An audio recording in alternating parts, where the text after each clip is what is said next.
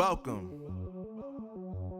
to the place where dreams come true, where everything you want can be yours, if and only if you're willing to work for them, you're willing to hurt for them, but most of all, you're willing to be first for them.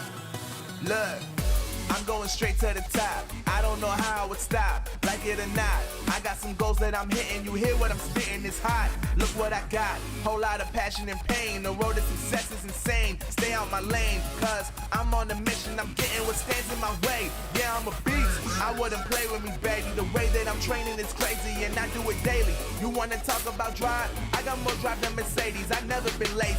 I'm in the room, it's a red alert. You wanna compete? Well, get better first. I got 10 toes in the dirt, push through the hurt just to show them my worth. I'm the best.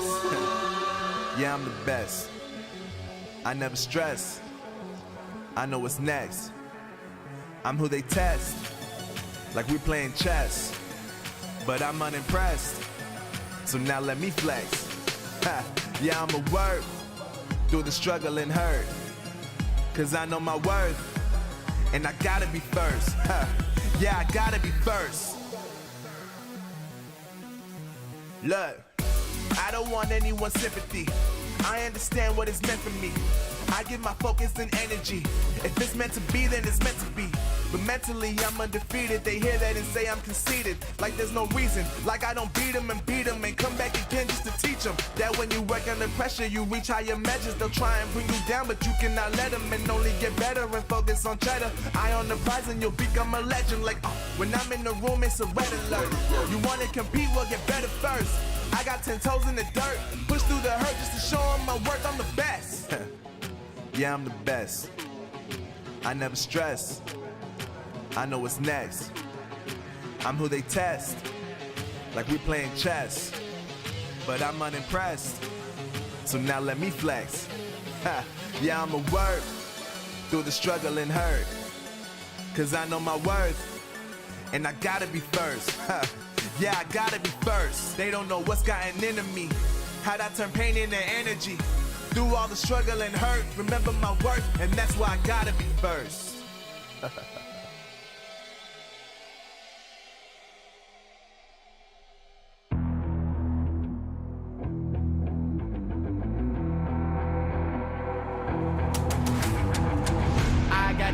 I'm on the mission, snap any minute, casually winning. Stop tripping on me, stop dissing on me. Yeah, I got a dream, can't take it from me. My fire's burning, now I'm always learning. Tell me where to go, man, I'm on a journey. Yeah, I can't explain it, I get excited. Keep a 300, King Leonidas.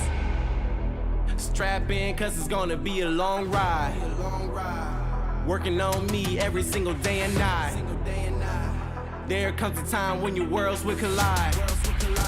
If it's holding you back, push it right to the side. Ain't got no time for no fear. I work too hard to get here. Ain't got no time for no fear. I work too hard to get here. I don't got the time, put me in, coach. I've been going hard, time to let it show. Everything raw, give it to me now. Let me have a spot, man, it's going down. Gotta get it here, I don't wanna wait. Take what I want, then I go train. Gotta get a win, I won't lose the game. This is my year, I ain't gonna break. Strap in, cause it's gonna be a long ride.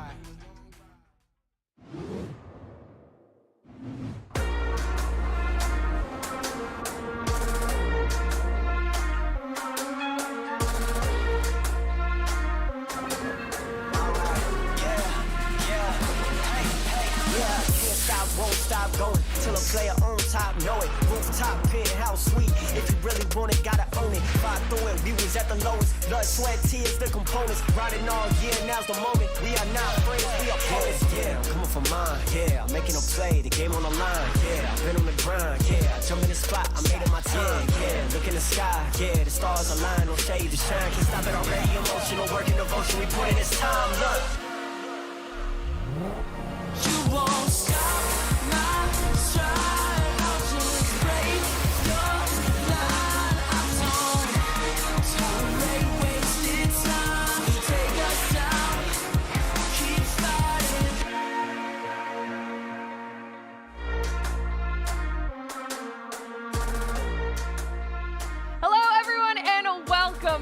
We are live from Burbank, California, and it is Season 2 of the Snapdragon Pro Series. And today, it is all about Asphalt 9. I am so excited to be back in the studio. I am, of course, your host, Glitter Explosion, joined by FDAR and Marf here today for all of our racing action. It's going to be awesome. It's going to be super dope. I mean, we're here in the second season this time around. We've already seen some of these guys compete, so getting to see these players time and time again, that's when it gets really fun. Yeah, this is going to be a really interesting season this time around. We got a lot of veterans, some new faces, and I'm really excited to be back. I can't wait to dive into all of the action. But first, let's break it down how today's going to work a little bit, okay? We're going to have two brackets, of course, and we'll first talk about our iOS bracket here. You'll see down there at the bottom, it's going to be Pulsar going up against K, and you'll notice at the top half of the semi-bracket, Cheese Leopard decided to drop out of the tournament. Frogstaron will be moving on to the finals there, and we'll focus on that a little bit later because that's the second half of the show. We have to start talking about our Android bracket, which is going to be how we are kicking things off here today. So many recognizable names on the top half. We've got Diesel Dragon going up against Elite Joe, and then down there at the bottom, we will have CJ up against RPM Pickle. Two very, very intense matchups to be sure. But of course, they're not only playing for bragging rights here today. There's some prize pool on the money as well. First place in both those brackets taking home $1,200. Second place at $700, and moving on down from there for our top 4 finalists here today. It's going to be a really, really fun tournament. Last time, it was an absolute blast. And like you said, FDOT, we are bringing back so many veteran players, recognizable names. So let's talk about that a little bit. Tell me who you're keeping your eyes on here today. Well, I mean, if you want to talk about recognizable names and people to look at, it's Joe all the way. Repping the Elite Club, I mean, this is one of the... All right, folks, I'm just going to say, he's the best. He's the guy. He's the one to beat. There's a number of different disciplines that you need to have control over to be on top of your game here in Asphalt 9, and he is a 10 out of 10 in all those categories. Yeah, for these types of competitions, if we had a GOAT, Elite Joe would be up there because he is just absolutely fabulous. In any tournament, he's won so many at this moment, like it's hard to count. And here we see the qualifying lap on Buenos Aires. A lot of precision, lots of control with this Lotus Elise. And yeah, overall, great qualifying lap from Elite Joe. Yeah, he is most certainly a GOAT in the scene, to be sure. And we actually got a chance to know the GOAT a little bit better before today, so let's check it out.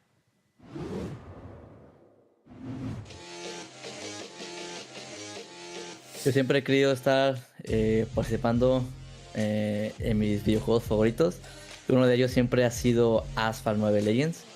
Y aquí quiero demostrar siempre mis habilidades y además estar disfrutando de este gran juego. La verdad que yo la paso muy bien y muy feliz. Bueno, los jugadores ya los conozco. Ya jugué el torneo con ellos el pasado. La verdad son muy buenos y tengo que esforzarme muchísimo para realmente llegar a la victoria. De los tres, la verdad no, yo los veo por igual, la verdad que los tres son muy muy fuertes. Pero la verdad, de la vez pasada cuando perdí con CJ, espero también igualmente enfrentarlo, pero igual a los demás. La verdad que los tres son muy fuertes y que ganen el mejor.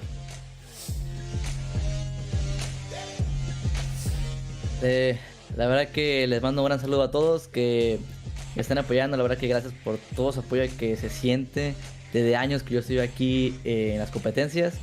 Y voy por la victoria por todos ustedes. Sí, claro, le mando un gran saludo a mi mamá, a mis papás que están siempre apoyándome, a mis abuelos, tíos, a mi novia, a mi hermana y también a todos mis seguidores que ahí me siguen en mi canal de YouTube. La verdad que les mando un saludo y gracias por todo el apoyo y vamos a ganar, vamos por esto. I love when we get a chance to be able to hear a little bit from our players, and we also got to see that he's got some serious love and support from all of his family and friends on his journey here as an Asphalt 9 racer, if you will, okay? A driver. He's been doing great, and that's not all. Marf, Yeah. we heard from FDOT.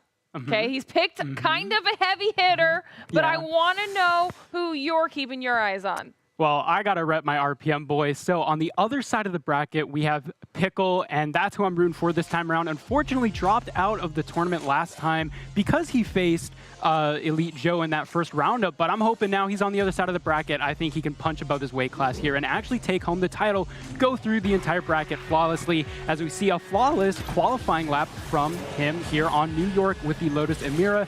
Some nice straightaways with some 90-degree bends here in New York, and overall, he's so good with driving these cars and making sure every precise move is done correctly. Every speed trick is executed quite well. And yeah, just another great lap here, but this time it's from RPM Pickle. All right, another phenomenal player, to be sure. And we actually got an opportunity to catch up with Pickle as well, not only to hear about how he got into competitive Asphalt 9, but where his name even came from.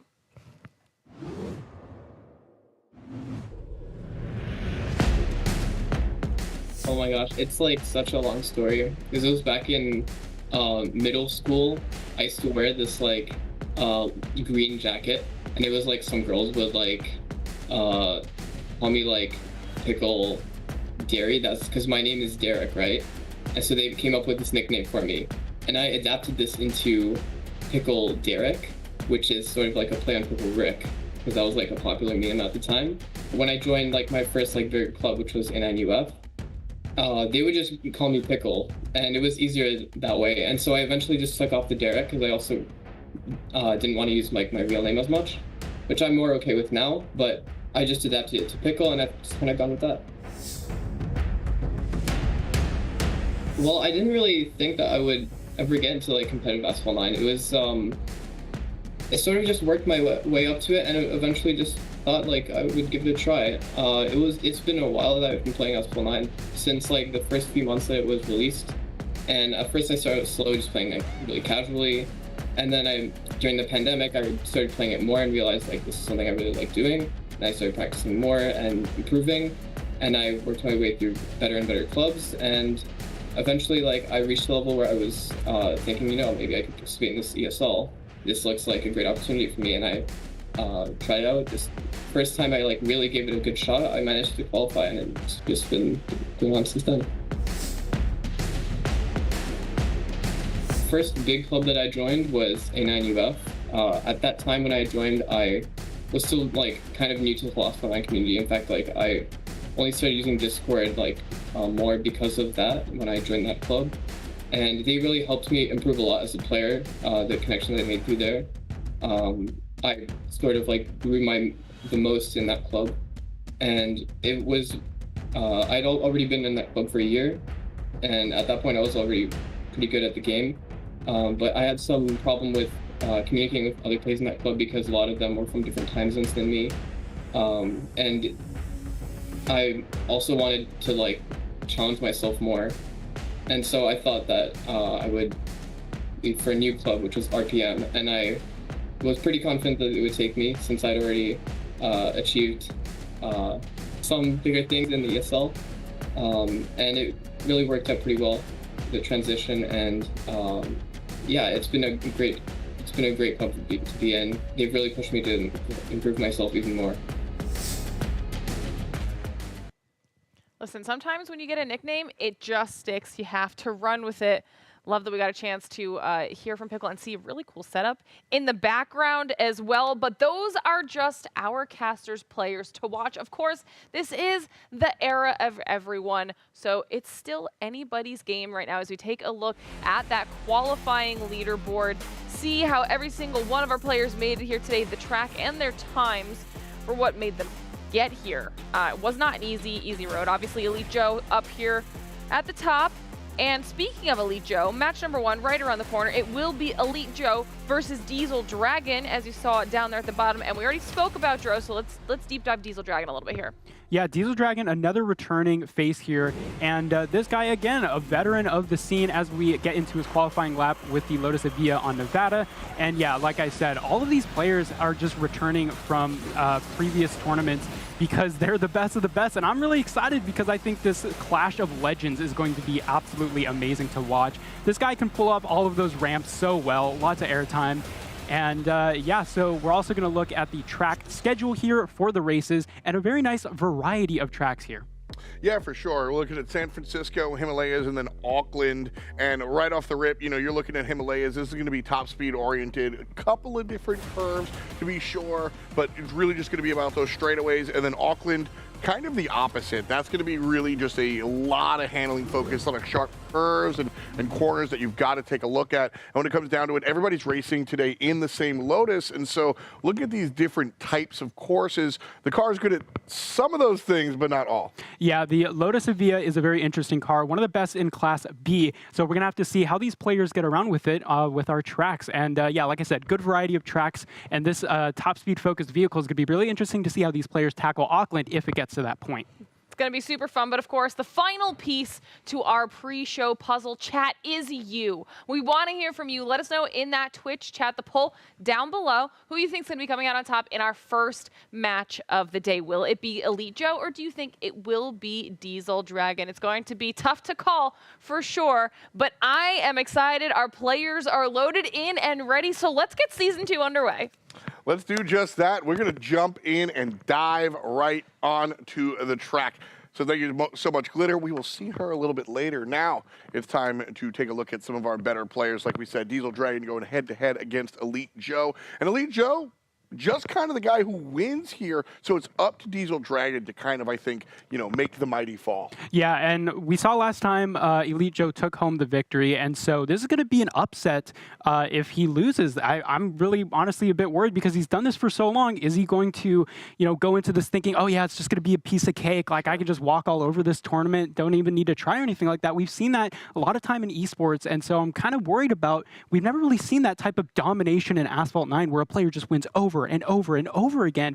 Is Elite Joe going to falter here? There are two types of players. Either you get complacent, you rest on your laurels, or you use that to kind of fuel yourself and bring you to the next level. I'm going to bring something up from qualifiers real quick. We saw Elite Joe qualifying, and he was using a very, very different car than what we're going to be seeing here played today. Whereas on the other side, Diesel Dragon qualified with the very same Lotus that they're going to be playing on today. And so that might give a little bit of insight if that's kind of your favorite car, what you've been working on. That might give a Diesel Dragon kind of an upper edge. Yeah, absolutely. The cars make a very big difference in this game. Sometimes cars will be more handling focused, sometimes they'll be more top speed focused, and sometimes players don't have a lot of experience with certain cars. So it'll be interesting to see if, like you said, Elite Joe qualifying with the Lotus Elise, a very slow car, but very good at handling around those corners, like we saw with his qualifying lap in Buenos Aires. So how is he going to deal with the Lotus Evija, which again is a top speed focused car, versus CJ, I believe, who he qualified in that car, so he's probably used to that car, maybe practicing with it a bit. So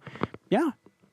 And then there's the second conversation. We talk cars and their strength and how good they are at being top speed or handling or whatnot. And then we talk about the actual track itself. So Himalayas and Auckland are races 2 and 3. But that first one, how is that map? How is that track going to be affecting our players today? Yeah, San Francisco is a very vertical track, which I absolutely love. I love all of those jumps, all of those different things that you can do with the speed tricks especially. And that's going to be a very important part of this game, is how are these players going to navigate those speed tricks? Have they discovered anything that we haven't seen yet? That's a big part of the game, is these players discover all these crazy nooks and crannies that you can get into the games and the physics.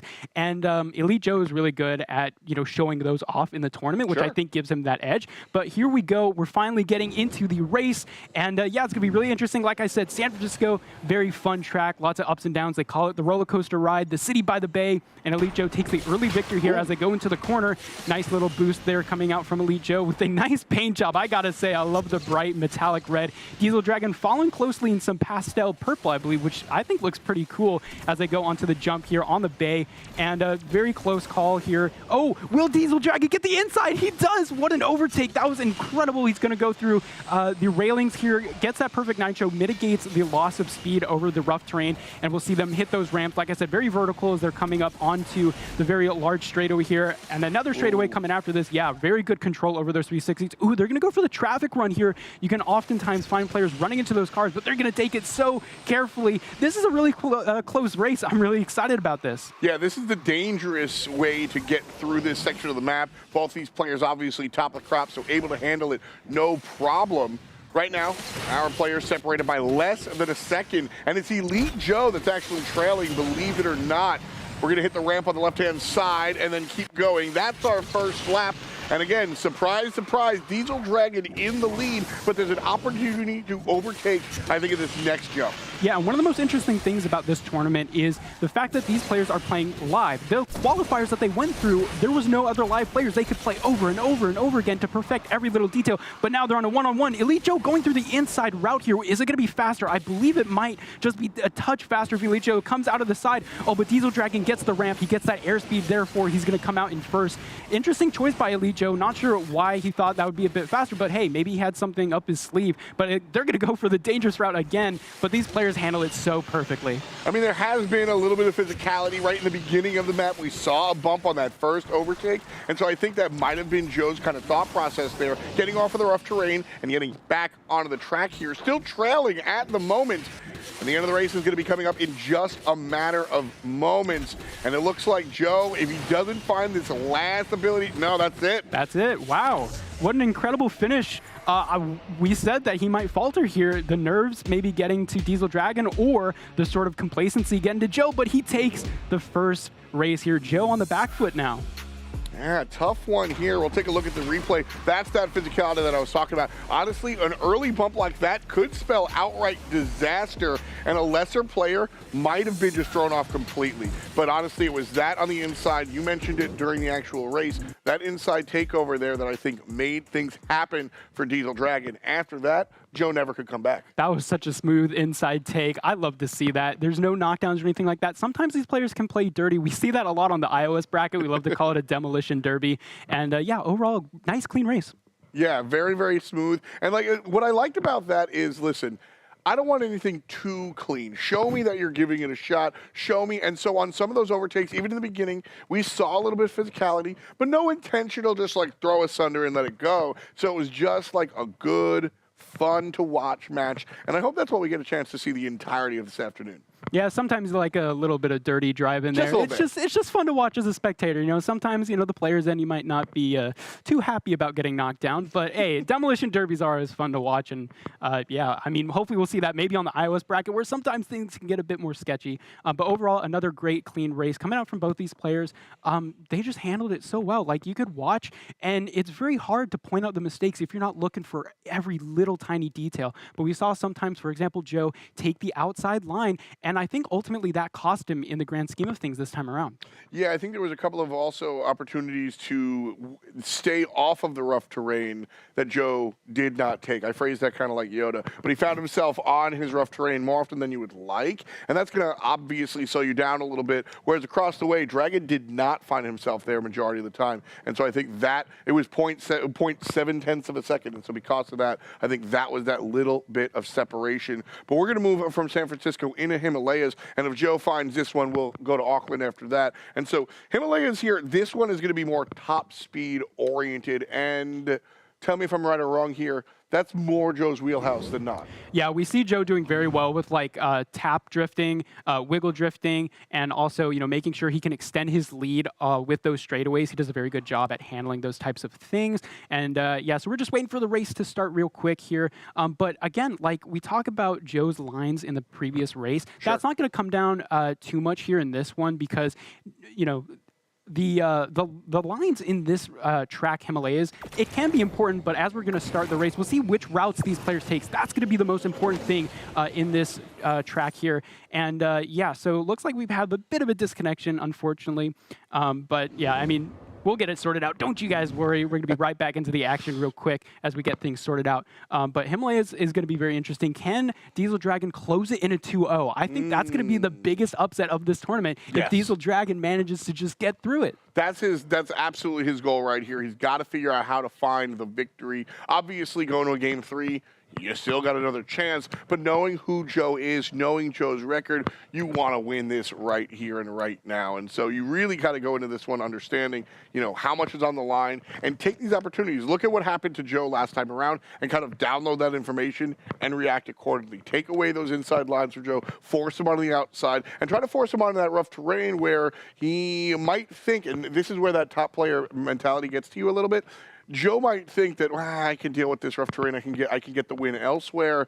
But if you deny the inside lines and everything else, then he won't be able to make up that time elsewhere. So forcing the opponent into the impossible decision, I think that's the look for Diesel. And I love what you mentioned about studying the opponent, because that's something that Elite Joe doesn't really have on these players. Elite Joe, we've seen him play so many tournaments. It's very easy to study him and see exactly how he plays. Like we saw with those inside lines, we saw Diesel Dragon take those beautiful sharp corners going right through. And it was amazing. Maybe that's a result of playing this long, winning all those tournaments. If you're at the top of your game, the hardest part is staying there. That's where you separate the greatest from just the mediocre. Is if you can get to the top, sure, that's great. But you have to follow it up. You have to keep going for the greatest, and you have to follow that precision with more things that you have to discover in the game to get yourself ahead of everyone else.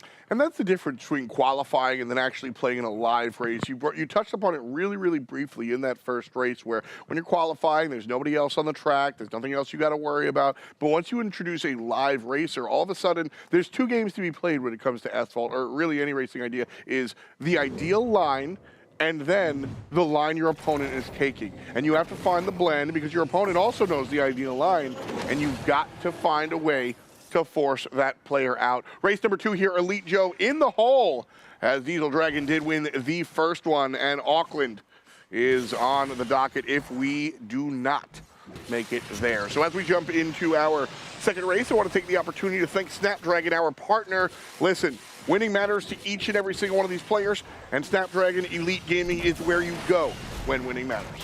And this is going to be a really exciting race. We can see the players, they took very different lines. Oh my God, Joe just wrecked. That is such an unbelievable thing to see. He rarely ever wrecks, and we can see him going through on the cliff side. And is that it? Yeah, you're right. It could be it. Just to give you guys some context here, every once in a while a player will wreck, and that's just it. That's done. Because as soon as you wreck, the distance is so great that it has to take some huge mistake from the player in front, or some absolute amazing things from the player in back to keep up, and usually that just doesn't happen. We can see Joe doing 360s.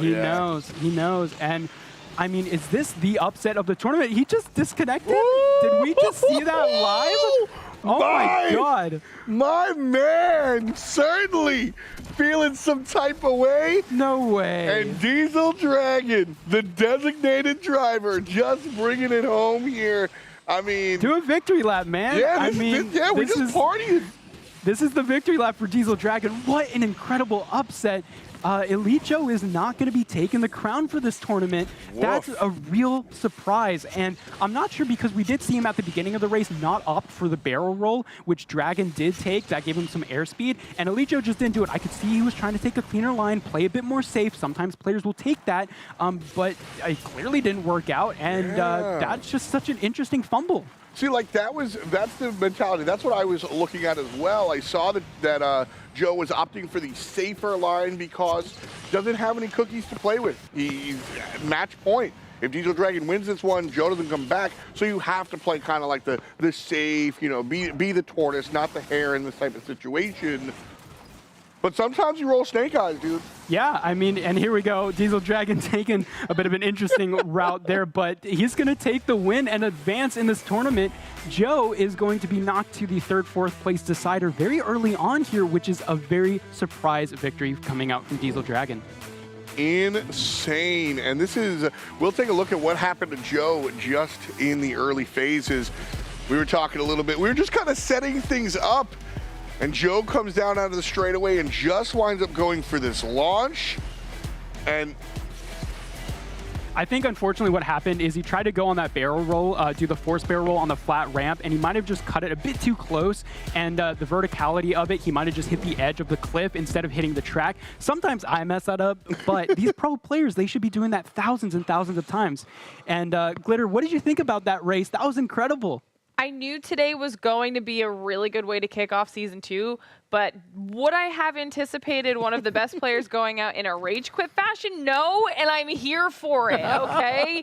This is a fantastic way to kick things off. I mean, Diesel Dragon with a massive upset and solidifying a spot in finals. That has to feel good, and now we get to find out who's going to be going up against Diesel Dragon in those finals, okay? We get a chance to take a look back at the bracket.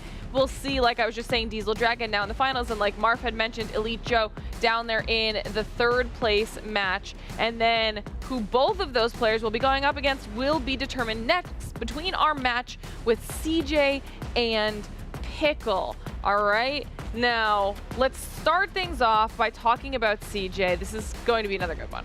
He qualified out through Scotland, and that's one of the maps that we're going to be able to play here today. Don't know if that's going to be on their docket for them in the semifinals, but taking a look at CJ, I think that he's just one of the more well-rounded players when it comes down to it. Marf, what's your take? Yeah, CJ, again, like with all the other players, has been here multiple times. I don't believe he's won before, but this is going to be his opportunity to take it, but unfortunately he's going up against my boy Pickle, which we'll talk about in a second. But this is his qualifying lap on Scotland. It might be a very simple track on the face of it. However, there are lots of little speed tricks you can use to get that advantage in milliseconds, and that's what matters in this, is those little frames.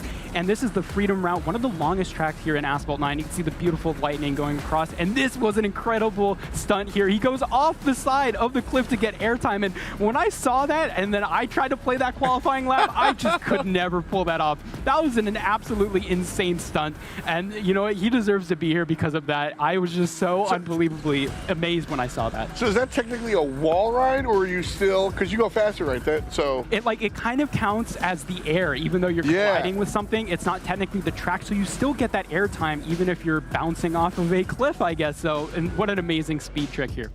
I mean, fancy. Fancy. But of course, CJ is going up against your pick, Marf, in Pickles. You've got to be excited for this one. My boy Pickle about to take it home. Now that Elite Joe is out of the question, I mean, Pickle could take it all the way now. CJ is a very good competitor. We've seen it before, but I believe my boy Pickle, now he has the opportunity. We'll take, again, another look at the qualifying lap here on the New York track with the Lotus Emira. Again, what is really interesting is just the specific way that he takes a lot of these corners. You might think Asphalt 9, a bit of an arcade game. Cornering shouldn't matter that much, right? Well, unfortunately, or fortunately for these players who can do it really well, cornering is super important, and sometimes players don't pay too much attention. But look at that incredible turn here on the 90-degree bend. This guy knows how to corner, and it shows, hitting no walls.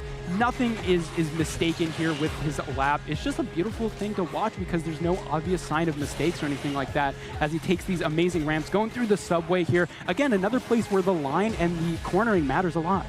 Now, when it comes down to this, listen, this is just the most unrealistic track in Asphalt. There's no traffic, okay? There's just no traffic here. And that's just not going to be okay. But we will do the same maps, the same tracks that we saw earlier on San Francisco, Himalayas, and then Auckland if we need it, which we didn't last time since Joe couldn't make it to the end. We'll have to see if that's some foreshadowing or not for our second match of our Android bracket, because that second match is ready to go. Let's just keep this thing going. It's been fun so far. Rolling right on into it. Matchup number 2. Now, listen, I know that you are Team Pickle all the way. You guys share the RPM tag. But realistically, as we zoom out, we have to talk about how much things just changed. You come into a bracket like this, and everyone is looking up at Joe and wondering who's taking second place. Now, it's a whole different game. These players are coming into this match thinking differently than they did just 20 minutes ago. And now we have to talk about pressure, because it's like, well, is the pressure relieved because the favorite is no longer here, or is the pressure on because the favorite isn't here? Yeah. You can possibly take it. As we see the same track as last San Francisco, CJ taking an underhand line here, pulling out in front of Pickle, but he's not too far behind at all. Bit of a disconnection issue from CJ, but I believe he's still going to be in the race. But we can see Pickle's line here, absolutely beautiful, going on to the first ramp, now onto the second one. Again, chaining these air times is going to be super important. Unfortunately, it seems like we got a disconnect from CJ. Can happen, but Pickle, he's going to go for the risky route here, going through the traffic. Sometimes you can... Might as well. Yeah, you might as well now. But it was a really good lap initially from Pickle, and we can see that his lines are really good. Previously, we saw Joe take that corner a bit of an outside. Pickle just absolutely nails it. There is no question. Oh my God, I've never seen that before. I didn't even know you could do that. Get some extra little airtime, and again, the frames matter. Every little millisecond counts. Everything does. Whenever we see these, when we see, standard race, the top players are separated by, tenths of a second. And so every little bit counts. You're going to get off the ground for half a second. If that's going to make you half a second faster than the opposition, like Marv said earlier, those wall rides count as being in the air. Anytime your feet aren't on the, anytime your wheels aren't on the ground, you're moving faster. And so that's what you want to be looking for. Those little tiny things that you're looking for. Those little tiny advancements are really what you're looking for. Yeah, those speed tricks are really important to getting that airtime, and that's what separates the best from the mediocre, is those little pockets of airtime that players can get, because I believe you go around 30% faster in your top speed in the air. 30% is a huge margin for these That's about cars. a third. Yeah, it's about a third, exactly. And so what you see Pickle doing is taking advantage of that. We'll see if he does this on this lap around, if he can manage to bump against that. There he goes. Yeah. Even that little bit, you're going over the normal top speed of the car, and that just gives you the competitive edge. He knows he's about to win, or at least for this race anyway. So he's doing some victory 360s here as he crosses the finish line. Nice look. Unfortunately, we're CJ. We will check up with the admins in a matter of moments to see what race number 2 is going to look like. But Pickle comes out 2:11, definitely a respectable time here. And we'll take a second look at how Pickle was able to do that. Maybe keep an eye on some of the other speed tricks that didn't get as much prominence as that wall ride later on in the pull. Because what a fun look for Pickle here. Yeah, as we can see here, the unfortunate disconnect. But what I want to mention is if you're a new player trying to get into Asphalt 9, maybe you want to qualify for the next tournament, take a look at how Pickle takes the corners and how he manages to take advantage of all the airtime he can get. That's super important to making sure that you can finish before your opponent. Yeah, every little bit counts. Like I said, you look at these best players, they are separated by tenths of a second. And so these small adaptations, the speed tricks, the small little wins that you find, might think, you know what, it's like 0.3 seconds worth of speed, who cares?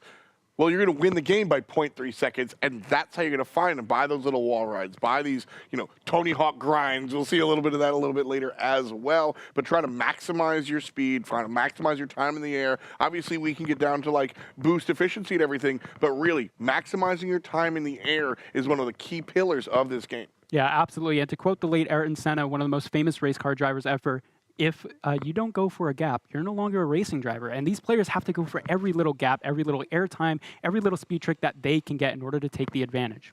Every little bit counts. And right now we have a Joe waiting in the wings, not of the finals. That I honestly expected. I was just going to say Joe was waiting for an opponent in the finals, but it's not Joe. It's Diesel Dragon that's sitting there. And I think again, I want to talk about how this just becomes a realistic competition now. Again, these are players that I'm sure they have all the confidence in the world. Might have been shooting for second place because Joe's just so established, but now this is a chance for victory. CJ back against the wall on match point, has to find the early lead here as we jump into Himalayas. And Pickle doing a bit of drifting here for CJ. He's trying to get some nitro to boost himself off the ramp. Oh, that could have been a knockdown, but thankfully it wasn't. When you land on an opponent, that's an automatic knockdown, but CJ takes the early lead. Pickle in behind trying to utilize the top speed and break nitroing to get some more nitro for this jump. Using Shockwave is always a good idea because you can get up to your top speed the fastest. And both players, they managed to pull it off where Joe couldn't. Exactly. That's what I was going to say. That's what Joe was fishing for and came up empty. Pickle winds up doing the good stuff. Still a little bit behind CJ, but both players going to be looking for these barrel rolls. CJ a little less clean than Pickle, but he's in front so he can handle that at the moment. If Pickle wants to find an opportunity to get in first place, Marv, where does that happen? I think he has to get as much airtime as possible, but he also has to make sure that he doesn't land too harshly because he'll lose some speed. But at the end of the day, Himalayas is one of those tracks that's deceptively simple, but like we saw in the previous lap, there's lots of opportunities for airtime. CJ takes some with that barrel roll. Pickle doesn't. He opts for the more safe route, but it looks like he might be catching up ever so slightly as they go for both of these ramps. Ooh, Pickle doesn't go for the second one. He only goes for the first one. Do you like that? Will that mess him up? I do, because look, you can see here Pickle takes the inside route. CJ can't quite do it. This will let Pickle go for that insane jump we saw last time. This might be the deciding victory here if he can take over CJ. And so this was a great example of kind of, trading out for one. You lose that speed what you're going to get from the jump, but you gain that speed by taking the inside track. That said, Pickle, I don't think he completed that barrel roll, so he didn't get the nitro. Might have landed a bit incorrectly there, so he is not going to take the victory for this time around. I don't believe Pickle now has any more opportunities to take the lead unless CJ really fumbles things, which we know all these players have been here before. More than likely, CJ is going to be just A-okay as they come into one of the final straightaways around the last 10% of this track, and it looks like CJ is going to level the odds after that unfortunate disconnect in the first race, but now we got a true game on our hands. That's what we like to see. Listen, I was definitely a little bit of bias cast in there. I wanted to see a strong race. We got a strong race. Pickle winds up filling just about a full second after CJ, but the finish for game number 3, that's what I'm excited about. We didn't get a chance to see Auckland in our first matchup, so we'll head there. But first, let's take a look at the replay. Yeah, and here we can see the players taking the similar routes, but here we go. There's the difference maker. CJ taking that airtime, RPM Pickle opting for the safer route. That's going to lose him some time, and here we can see the victory from CJ. Just amazing racing. Pickle messed up a couple of those barrel rolls, unfortunately, and I think CJ took it from that. That is the case here, is that at the end of the day, you know, Pickle was able to kind of put together a nice looking run, but ultimately CJ wasn't perfect. CJ, it was very close. I mean, he managed to take that jump that Joe actually failed. Both players did it on the first lap, but on the second lap, that was the difference maker. CJ did it, Pickle couldn't, and I think that was a difference maker on that second lap. Yeah. Was it because we discussed a little bit about the trade-off there, was it a choice by Pickle to avoid that jump and go for the inter-track, or did he just not have the ability to go for it? I think that's an interesting question because sometimes players can see different routes as more safe than others, even if to other players it might be the more risky route. So It could have been a deliberate decision. I'm not quite sure. I think that would be a great question to ask. But I think going for the safer route in that situation might have been better for CJ, and I think that's what he did, and it turned out well. Pickle just messed up his race. And that was, again, we come down to, the risk versus the reward. CJ losing map number 1, has nothing left to kind of, nothing left to lean on, can't afford to lose, has to go for the safety because we saw if you wreck, you lose. And so you go for the safety, can't afford it. Auckland will hit the streets, very, very different than Himalayas. This is going to be an extremely handling-focused map. A lot of curves, as opposed to last time around, it was pretty much just straightaways and jumps. And already we see a route differentiation here from the two players. CJ taking the inner route, which I actually haven't seen before. I didn't know that was faster. And interestingly, Pickle is now behind CJ. This isn't too far of a lead here, so at any moment this can change. But what an interesting decision by CJ. Maybe he was saving it just for this tournament, but the meta is to go where Pickle went. We all thought that was faster, but CJ pulling out some moves here. Again, these players are basically neck and neck at this opportunity, or at this point. And Pickle and both CJ taking those corners quite well, saving up for that shockwave acceleration as Pickle goes into the straightaway here. Now, Auckland is very interesting. It's modeled after real racetracks, but of course, you're not going to see Lotuses doing barrel rolls at 200 miles per hour. I love to see it. But yeah, a close race so far. A bit of wall bumping here, as we can see. Pickle taking an inside line. Not quite the most pretty lap we've ever seen. Pickle actually missed that shockwave as they come here to the 180. This is a crazy turn. Watching the players kind of figure out that one, because it's not that difficult to pull off, but you got to find the right line in order to maintain your momentum and your top speed. And as we enter the second lap, I want your take, Marv. Who had the better lap? Well, I think in the previous lap, CJ obviously had the better lap. He came out on top, but both players actually opting for that safer route I was talking about that I thought was faster. Interestingly, CJ did not go for that route he did previously, which is quite interesting. I mean, it worked for him. Not sure why he didn't take it, but hey, he still has the lead, but this gap is closing ever so slightly every second. One mistake from CJ could be the deciding factor here. Pickle is just on his tail throughout this whole thing. Oh my God, what an insane turn. And this is definitely a map that is we are more likely to see mistakes on these types of maps than on the previous one with a bunch of the... You know what? I'll take that back. Some of the jumps on Himalayas can be a little bit scary, but I look at these twisty turning maps, and this is where you can really just mess things up. Yeah, some of those other tracks are all about executing speed tricks. This one is precision. You have to take every corner with immense efficiency and precision. That's what we've seen some of these players do. Pickle pulling out the shockwave, catching up ever so slightly, like we've said throughout this whole race. Will he take the inside line here as they go around the 180-degree bend? Oh, it's close. CJ just barely has it as they come onto the straightaway. I think CJ has just pulled out the reverse sweep. This is going to be close. He's neck and neck. The knockdown comes out. Pickle takes the win. What an insane finish coming here from Pickle. I cannot believe my eyes. And that's why you play it out, folks. CJ in the lead for 99.8% of the race. And then in the last moment, stumbles, bumbles, and it's the other way around. Beautiful play there. Yeah, both players, I think in general, you know, if you're looking at this from a general point of view, both players played this extremely well. There wasn't really too many big mistakes. It came down to in the first half of the race, CJ was just pulling every line so well, but as we could see later on, Pickle starting to catch up, and it was that final jump, that final deciding factor. Pickle goes a bit shallow here in the corner, takes a higher or a bit of a wider trajectory, and knocks down CJ. Just insane stuff. That one really impressed me because, again, all about bringing it all the way to the end. And we're going to bring in Lauren here right quick and say hello. That one was nuts, huh? What's happening today? You saw it in the replay. He literally got knocked down. Here's the finish line. Here's where he got knocked down. Like,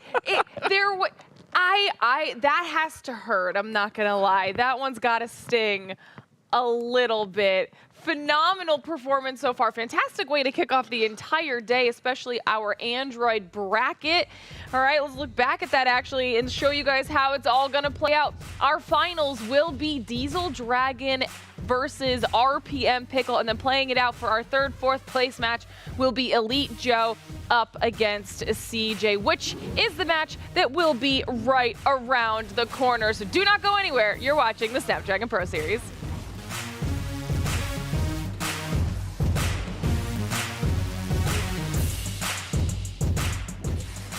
The Snapdragon Pro Series is brought to you by Snapdragon Elite Gaming, Monster Energy, and DHL.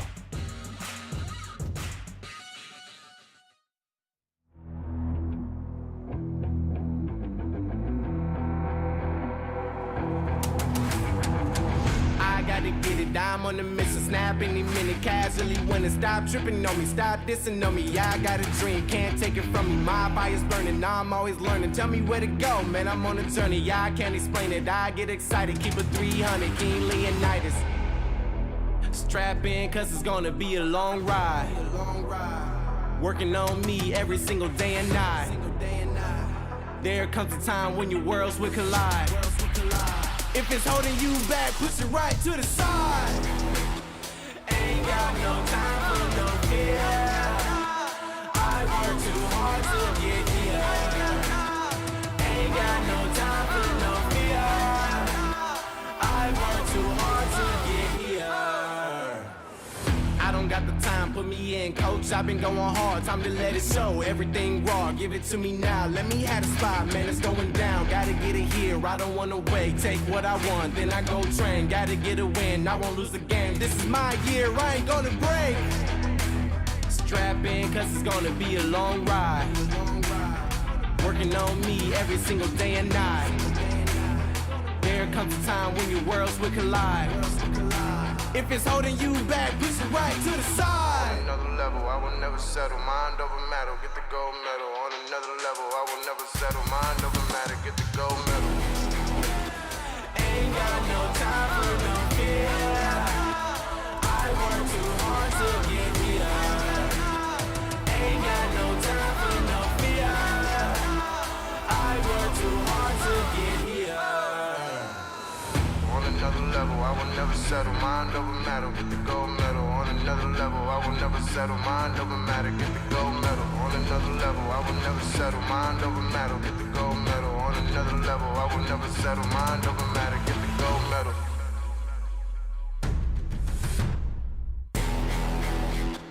Ain't got no time for no fear. I work too hard to get here. Ain't got no time for no fear. I work too hard to get here. Ain't got no time for no fear. I work too hard to get here. Ain't got no time for no fear.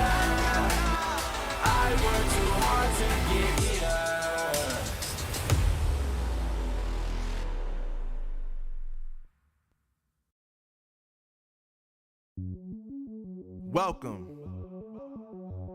to the place where dreams come true. Where everything you want can be yours. If and only if you're willing to work for them. You're willing to hurt for them. But most of all, you're willing to be first for them. Ha! Look, I'm going straight to the top. I don't know how I would stop, like it or not. I got some goals that I'm hitting. You hear what I'm spitting? It's hot. Look what I got. Whole lot of passion and pain. The road to success is insane.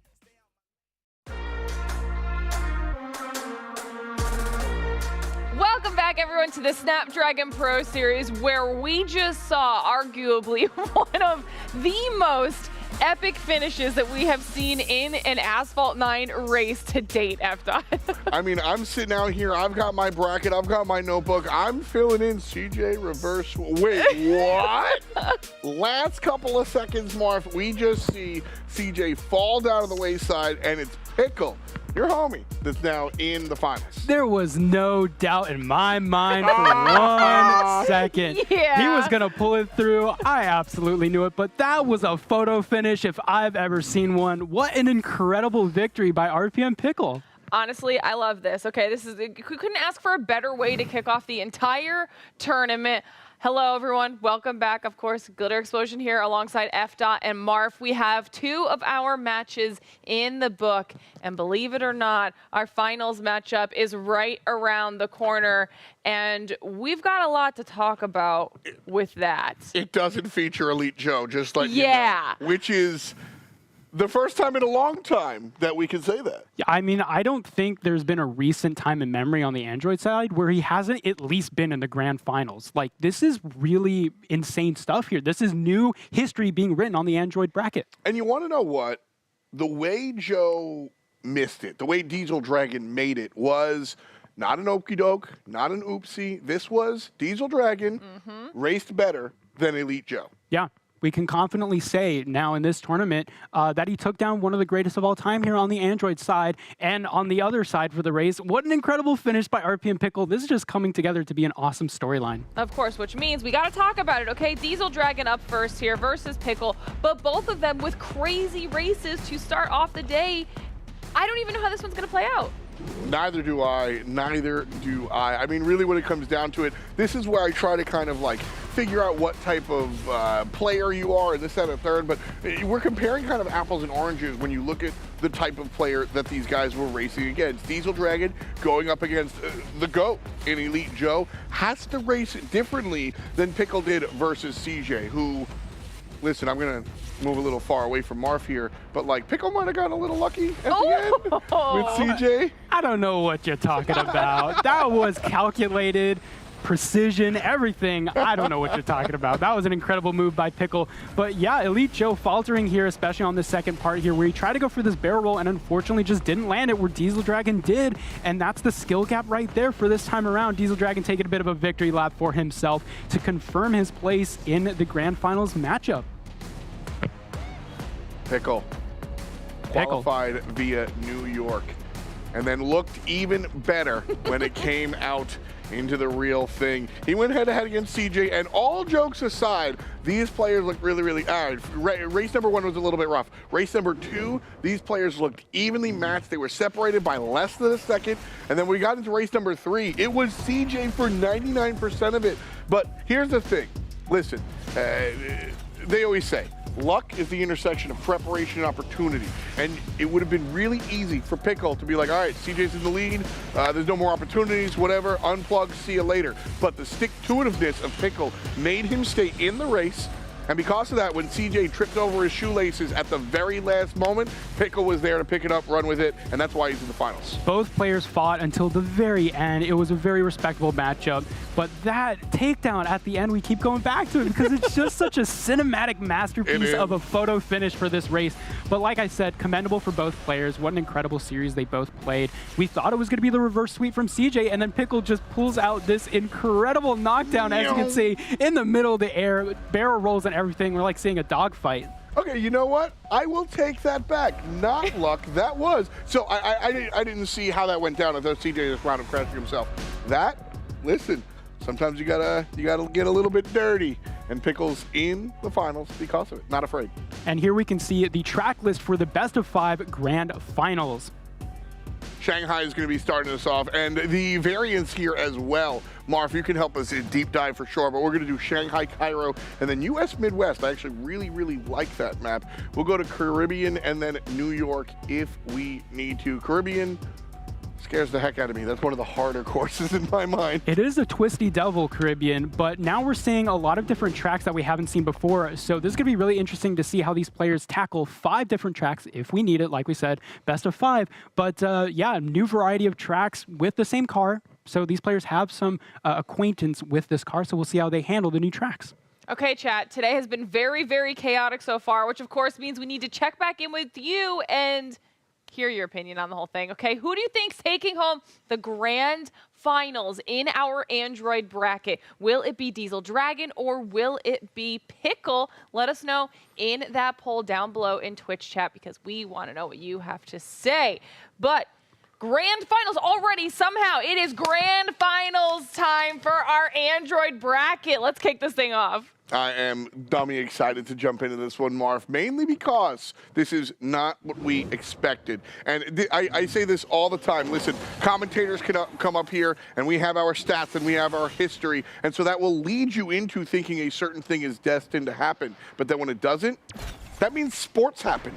If you are surprised, that means sports happened. Joe not being here, that's sports, baby. Now we know the caster's curse. But I predicted Pickle was going to be here, and oh my gosh, both these players are running out of the gate with some insane speed tricks. Both these players getting so much airtime here on Shanghai, a very technical track coming out, and this is one where we'll see a lot of airtime and how these players can maximize their speed tricks. Diesel Dragon a bit behind Pickle here in the first lap, but not too far behind to the point where it's like, you know, you should give up or anything like that. This is still very much doable for Diesel Dragon here if he can take some inside corners. Wow, nice. An amazing clean line. And keeps the shockwave going into that barrel roll. Will we see any nitro punches? No, we won't. They're going to go through clean. Sometimes nitro punches and floaty drifts, which are different techniques that these players use. Sometimes some cars are better at it than others. And with this Avia, it seems like just keeping it simple is the way to go as they head onto the final straightaway of our first lap. We haven't seen much of the floaty drift. That's when you see those 360s as they come through a curve.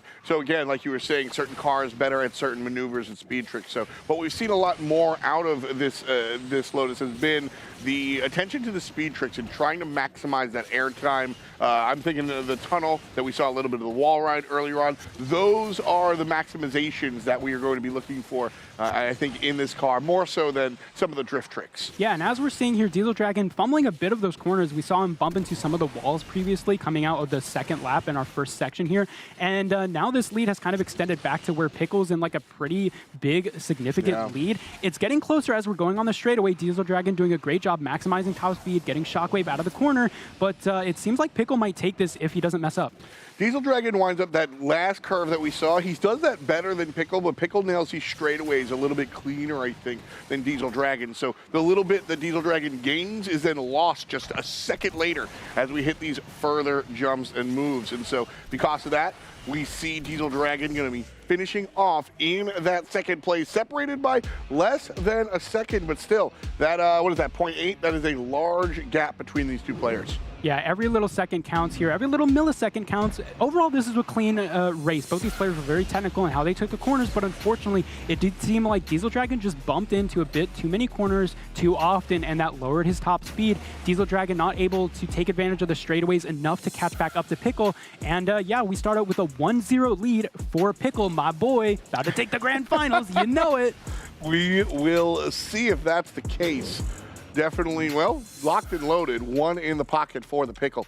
And so got to win 2 more. Our second race, how do you feel going from Shanghai? Because you said this was a very technical track, yeah? Yeah, it's a very technical track because every stunt you have to participate in has to be executed very well because every player knows the tricks of this map. So if you don't do it perfectly, you're going to fall behind. So it's one of those. So that's the thing is that we see some of these tracks like the last one that we were in the semifinals where you can sort of opt for these risky maneuvers or you can play it safe. Whereas then you have the other tracks here like Shanghai where this is what you're expected to do. And if you don't take some of these advantages, you are behind for not putting yourself ahead if you can get in the mindset there. And so there's just a default amount of speed tricks that you have to take. And if you opt for the safety, you're winding up just falling a little bit to the wayside. Yeah, that's a great way to put it. Like I said, people have mastered these tracks over the past couple of years, and these players are no exception as we head into the second race here on Cairo, a top speed focused track with some very wide bends.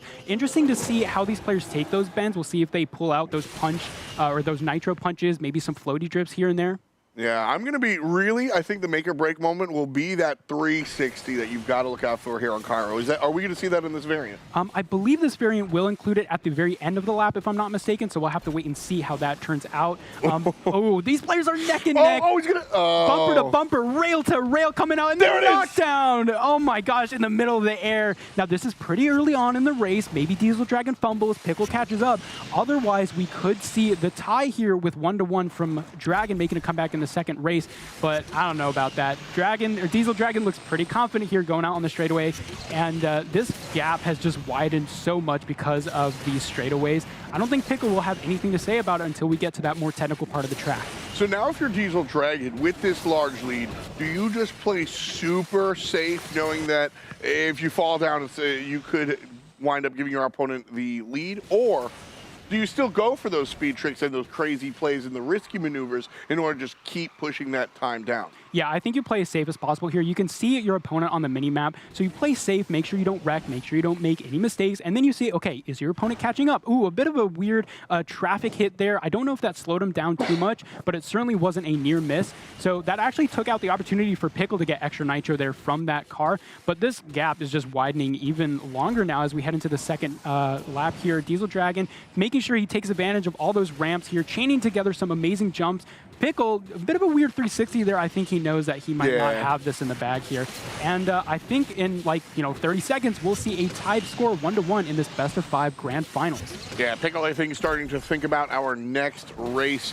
That's going to be on US Midwest, and so certainly a little bit of a different track than Cairo for sure. But ultimately, this is very funny because I think this is the biggest gap between cars that we've seen. Yeah. And in the beginning of this race, that was the tightest gap that we saw between cars. So ultimately, it came down to the fact they were so close that we looked for the overtake in the air, which I want to ask you. So there's etiquette when it comes to Asphalt. It's not against the rules to bump or brake, but you don't want to outright look for it. If you're in the air in that situation, are you looking for that takedown? Or are you trying your best to avoid and oops, he went down? You want to avoid at all costs. You want to be a clean player unless you like the dirty plays and you like to make your opponent mad, as we saw in a couple of previous races. But Pickle finishing second here. The score will be tied at 1-1 for our tracks here for the best-of-5 grand finals. A very clean race coming out from Diesel Dragon after a very early knockdown, which I'm surprised that Pickle didn't try and come back from this a lot. We didn't see a lot of different speed tricks coming out from him in that second lap, so that gap just widened ever so more as the race went on. And here we can see that knockdown taking place in the second ramp, going out near the pyramids, and that was the deciding factor for the second race. Yeah, it's so funny. Again, sports happen. We knew exactly when it comes down to Cairo, we know the hard parts to look at. We know where that big 360... No, it was on the third jump. Obviously, that's where the sausage is going to be made. Of course. Fun stuff, though. That's why we wind up playing the game. And because of that, as you said, tied at 1. So we're going to head out to our third track in a matter of moments. US Midwest. Set the table for us here. What are we expecting on this track? Ooh, US Midwest is a fun one. We got some nice sidewinders, some apexes and chicanes you have to deal with, some very twisty turns here in the Midwest. But sprinkled in, we got a little bit of jumps, a little bit of technical speed tricks that these players know. This track is very well known. It was one of the original tracks in the game. So I believe it's been almost 4 years, or actually it has been 4 years since these players have played on US Midwest. So hopefully we're going to see some new stuff that we haven't seen in a while. Otherwise, we're going to see some clean races, some very safe racing maybe coming out, executing lines very well. But yeah, I'm looking forward to it. That's what I like about looking at these long time tracks is when the new tracks come out, you're going to find that tech, that latest cool, oh man, didn't know you could do that type beat. Listen, we'd all done this one many, many, many, many times. So we know what's expected, and you're looking for, I don't want to say the failures, but you're looking for the time when the players don't wind up reaching that goal. Now here we can see some of the technical mastery coming out on this track using the railing to get more airspeed, and this is Whirlwind Curve, personally my favorite track in the entire game, so I'm very interested to see how these players are going to go around. One of the most old tracks in Asphalt 9 to see those speed tricks. Like we already saw Diesel Dragon taking a bit of an inside line, not quite getting the lead here from Pickle as it is quite early on in this track, but again, we'll see if these players, are they going to take the forced barrel roll? Looks like Dragon is. Oh my god, what an incredible move. The gap is so close. Keeping it low to the ground, and Pickle keeping it even more grounded. Gonna get wiped out, but still has vision on Diesel Dragon. So this one, I'm not as quick to say it's all over just yet, knowing the Dragon could fall down to the wayside as well. Pickle, though, trailing by a number of seconds, going to have to find a win somewhere else. Yeah, we just saw Diesel Dragon hit some traffic incorrectly. That's going to give Pickle a bit of a chance to catch up here as we head into the final section of our first lap.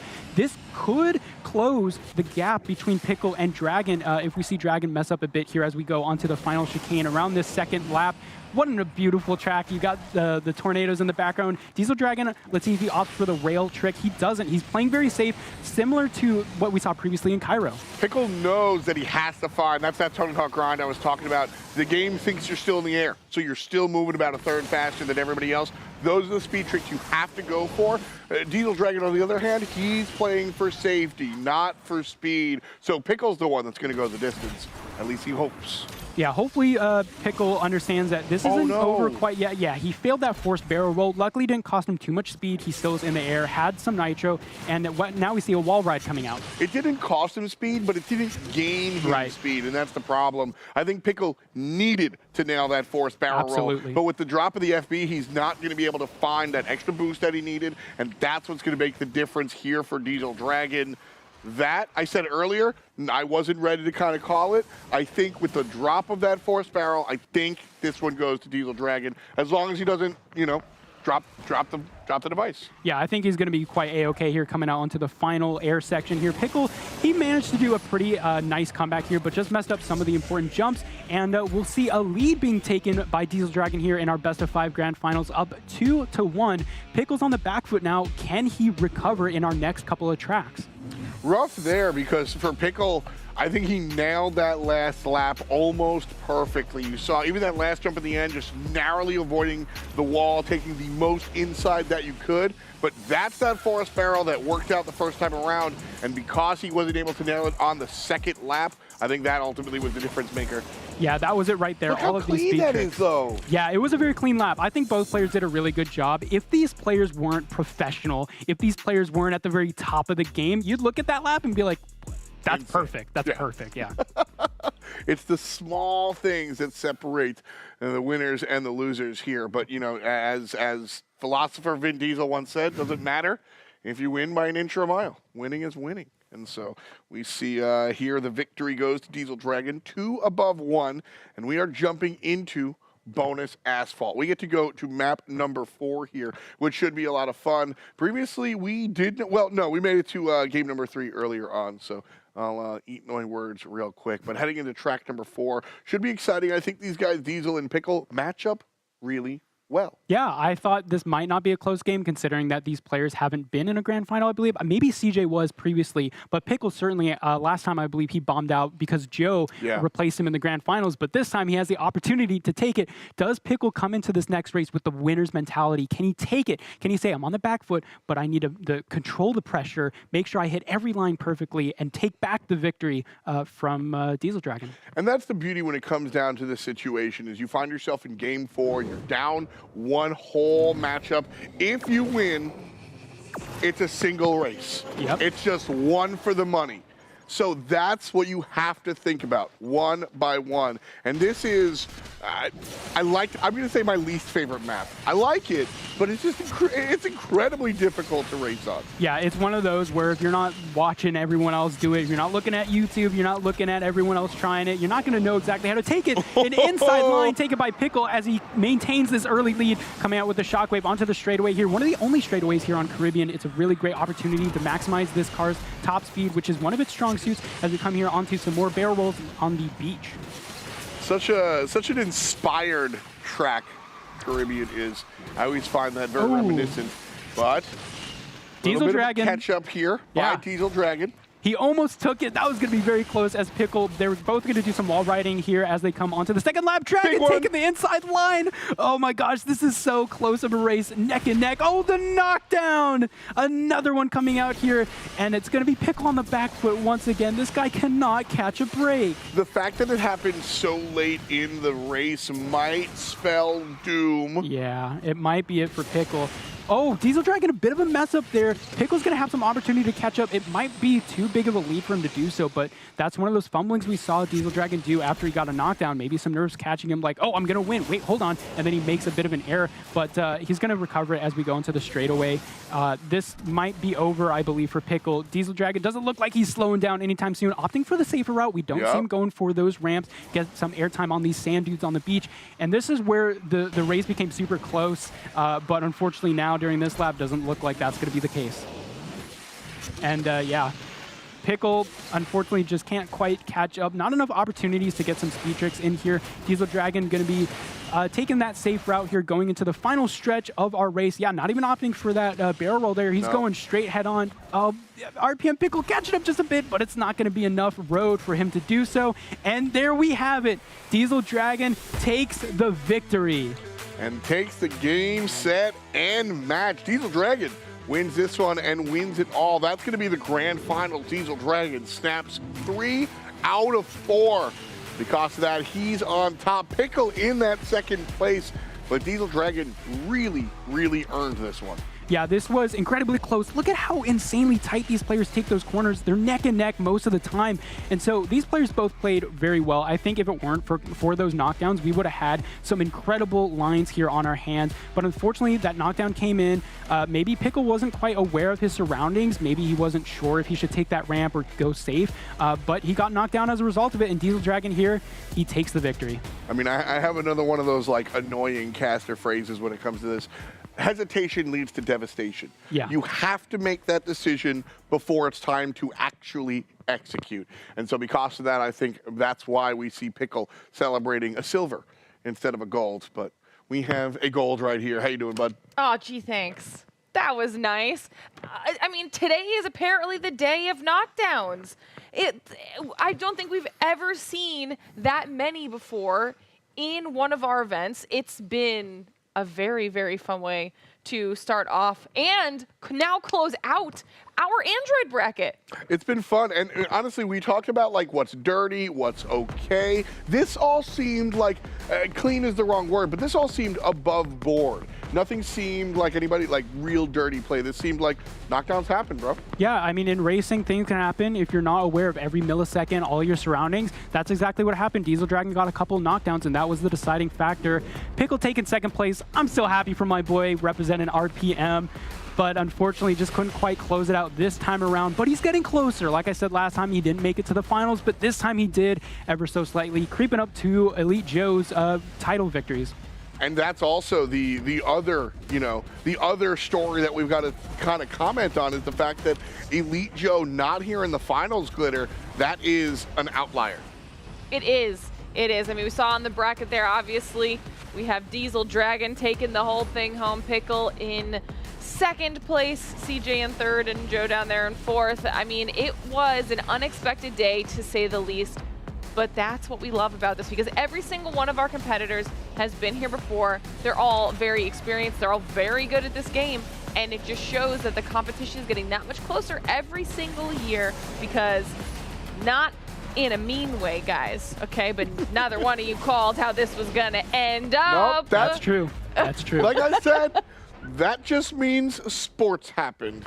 And because of that, Diesel Dragon going to be taking home $1,200 and $700 in the pocket for Pickle. Whew, great day. Great way. I mean, congratulations one more time to Diesel Dragon, $1,200. Not too shabby, all right? That's got to feel good. And the title of champion. But that's it for our Android bracket. But don't forget, we still have our iOS bracket on the other side of this break. And that one's going to be just as exciting, to be sure. So don't go anywhere. You're watching the Snapdragon Pro Series.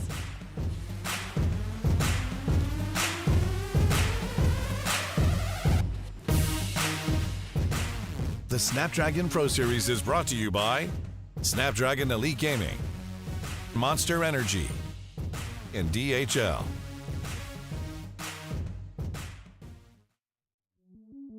Welcome to the place where dreams come true, where everything you want can be yours, if and only if you're willing to work for them, you're willing to hurt for them, but most of all, you're willing to be first for them. Ha, look, I'm going straight to the top. I don't know how I would stop, like it or not. I got some goals that I'm hitting. You hear what I'm spitting? It's hot. Look what I got. Whole lot of passion and pain. The road to success is insane. Stay out my lane, cause I'm on a mission. I'm getting what stands in my way. Yeah, I'm a beast. I wouldn't play with me, baby. The way that I'm training is crazy, and I do it daily. You wanna talk about drive? I got more drive than Mercedes. I've never been lazy. I'm in the room, it's a red alert. You wanna compete? Well, get better first. I got 10 toes in the dirt, push through the hurt just to show them my worth. I'm the best. Yeah, I'm the best. I never stress. I know what's next. I'm who they test, like we playing chess. But I'm unimpressed, so now let me flex. Ha. Yeah, I'ma work through the struggle and hurt, cause I know my worth, and I gotta be first. Ha. Yeah, I gotta be first. Look, I don't want anyone's sympathy. I understand what it's meant for me. I give my focus and energy. If it's meant to be, then it's meant to be. But mentally, I'm undefeated. They hear that and say I'm conceited. Like there's no reason. Like I don't beat them and come back again just to teach them that when you work under pressure, you reach higher measures. They'll try and bring you down, but you cannot let them, and only get better and focus on cheddar. Eye on the prize and you'll become a legend. Like, when I'm in the room, it's a red alert. You wanna compete? Well, get better first. I got 10 toes in the dirt, push through the hurt just to show them my worth. I'm the best. Yeah, I'm the best. I never stress. I know what's next. I'm who they test, like we playing chess. But I'm unimpressed, so now let me flex. Ha. Yeah, I'ma work through the struggle and hurt, cause I know my worth, and I gotta be first. Ha. Yeah, I gotta be first. They don't know what's gotten into me, how'd I turn pain into energy. Through all the struggle and hurt, remember my worth, and that's why I gotta be first.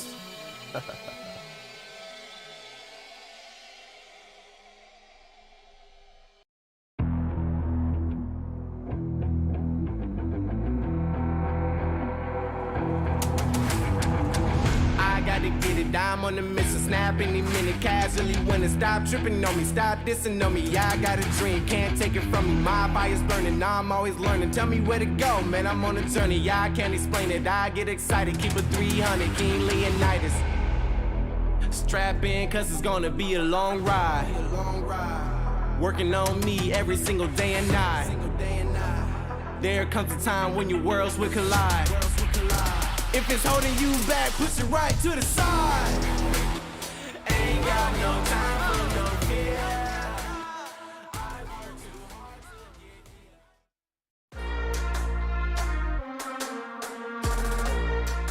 Welcome back, everybody, to the Snapdragon Pro Series. We just wrapped up our Android bracket of Asphalt 9, and Diesel Dragon takes home the title of champion with a phenomenal performance across the board. And now that that one is done and dusted, it's time for us to jump into our iOS bracket. Of course, hello, hi, welcome back. Your host, Glitter Explosion, alongside FDOT and Marf, who've been killing it all day so far on the mic with some really fun races to talk about in Android. So I'm hoping that iOS can now live up to that hype.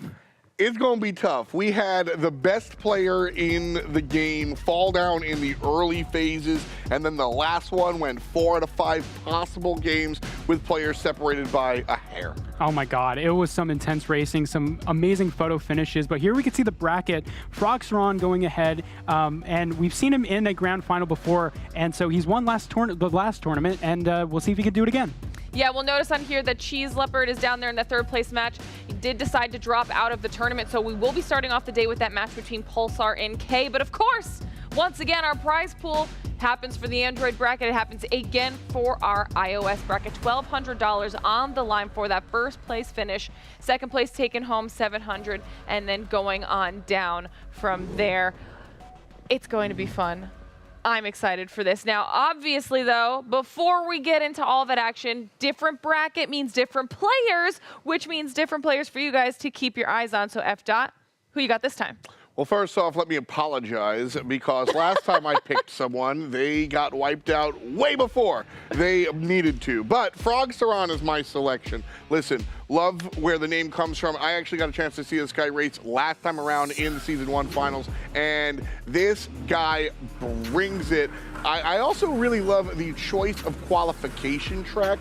I think it really kind of shows your hand into what type of driver you are. Do you prefer the top speed? Do you prefer the twisty turnies? And I think the choice here was a great insight into how Mr. Saran hit the track. Yeah, this was an insanely technical qualifying run by Frog Saran. Incredible things. This guy just breaks the game every season. New tricks coming out that I just had no idea existed. And yeah, just amazing clean lines here from Frog. It was obvious he was going to qualify this time around. I mean, like, returning champion, of course. Got to have it any other way. I mean, speaking of returning champion too, we got a chance to sit down with Frogstar and talk to him about that World Championship run.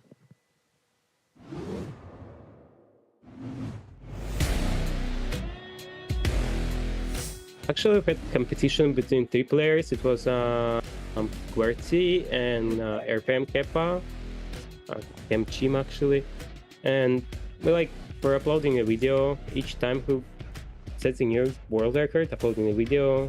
Then I upload my video with 1 minute and 1 second 85 milliseconds, and that's it. It was standing for a year. No, I'm mostly upset because we didn't have much competition in our competition. It's only basically 3 players who are good with this car, and yeah, I'm looking forward to set new world records. Well, I already used to play with Pulsar back in spring season 2021, and I lost with a small addition of San Francisco trick that happened to me. Well, don't know what I'm talking about from our community. And yeah, well, he's most definitely the best player among who's qualified, for me at least. Definitely.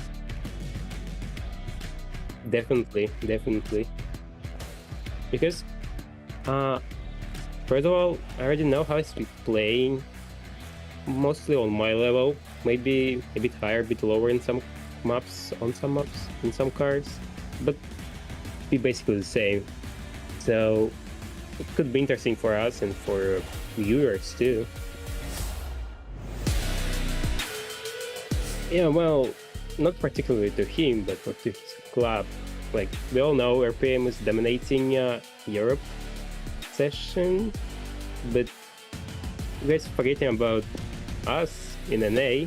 We're getting only 2 players, and we compare TM to getting 2 players, but not so hard for us, you know. Well, I'd like to say my club, first of all. Like, my oldest teammate I used to play with, his name is Stanex. He helped me with a map routing, with the tricks, with all this. Also, for support, I'd say, moral support, I'd like to thank Anne and MT, who's known as Phantom Blaze. They're cool guys. And for audience, I'd say continue playing Asphalt 9. It's definitely growing with time. And yeah, learn good tricks. Don't use touch drive, please. You're stopping us in multiplayer. But other than that, that's it. I mean, world records, a former champion, and style to boot. Not everybody can do that. I mean, listen, he's wearing the esports tuxedo, the blazer over the t-shirt. I got to take points away for that. But he's got a lot of books, so I got to give him points for that. I love Frog Saran, returning champion here. Great personality, great to see him back. And I'm really excited for this matchup if it happens between a couple of different players we've seen before. Yeah, I think that Frogstaron's most certainly going to be a very difficult competitor to beat. But Marv, I need to ask you the same question because different bracket, new players. Who are you keeping your eyes on? You know we love our boys at RPM, and this time around I'm going to predict Pulsar because he's been a longtime member of RPM, a great guy to chat with, and an amazing racer as well. Glad to see him here in the finals. And yeah, we'll take a look at his qualifying lap here in the Amira on New York. Again, one of those tracks where you got some nice balance between straightaways and 90-degree bends. Taking advantage of that airtime in the Amira, a D-class car, but it can punch above its weight class. What an incredible forced barrel roll. We didn't see that on the Android side, but Pulsar executes it perfectly. I also think it's kind of cool choosing to qualify on a D-tier car. Yeah, I mean, you got to have some mastery to achieve a certain amount of skill with some of these D-class cars that, like some of the higher end cars, you might be like, oh, it's easy to drive. It goes 300 miles an hour. Why not? But with these D-class cars, it's really tough to maximize their potential. Listen, not only is he good at Asphalt 9, but we also got to chat with him a little bit about what he enjoys outside of this game, and he has some pretty cool hobbies that are kind of out of this world. I decided to sort of join the community and go with some sort of alias. I initially wanted to do something to do with space. So like I started off with Astro or something like along those lines. But I kind of migrated away from that and moved into Pulsar just because it just felt like it made a lot more sense. I also vaguely remember making a poll and posting it into the community asking people what name sounds better. And I think Pulsar won. So I guess that's the ultimate reason why I went with it. Also, I guess it kind of makes sense because pulsars are these objects in space that spin super fast. So I guess it's a very vague connection, but it's a connection nonetheless that it might relate to my ability to drive cars fast in video games. So that's kind of what I went with, and I stuck with it for, I guess, 5 years at this point. Yeah, astronomy has been my longest lasting passion. I got into it literally 10 years ago. I found a book and a telescope, dusted it off, and I went right into it. Usually when I learn things, I pick it up quickly, and it's kind of a phase. But this phase, if it is a phase, it's lasted forever because it doesn't seem to have an end to it. I really love space. I think it's the coolest thing, and it seems like going into the future, it might be a big part of my career because I went into an aerospace related career going into college. So, yeah. I mean, astronomy and being top at this game, I feel like everyone just gets more and more talented the more we get to know our players. I mean, that's really the cool part, getting to know your players. Listen, very rarely, actually in the car world, usually I say nobody's rooting for the avatar. Some people just might be rooting for the car. I know car guys, so that might be a thing. But rarely is that the case. You're really rooting for the player behind it, and so getting a chance to see that human side of things, very cool. I love that he mentioned Pulsar spin really fast because you can get some insane 360s in this game. I mean, can he pull his name into the game and do some insane 360s? We'll just have to wait and see. Well, of course, obviously, those are just our casters players to watch. It's still anybody's game. It is the era of everyone. So let's take a look at how everyone qualified to get here, and then we'll talk about our first match, which is right around the corner. As you can see here, Frogstaron up there. Look at that. Look how close the times were for Frog and Pulsar. Like, come on. That's what I'm telling you. I'm telling you, these players are separated by tenths, sometimes hundredths of a second. So every little thing, if you can get off the ground for 0.2 seconds, worth it. Yeah, Literally, absolutely. every single one. I can't. That's crazy. Let's talk about Pulsar and K. That's our first match. Man, as the other single letter named person out here, I look at K and I go, that's a cool lower third. But how does the gameplay match? When I take a look at K and how they qualified here, what does this player say to you as far as their play style is concerned?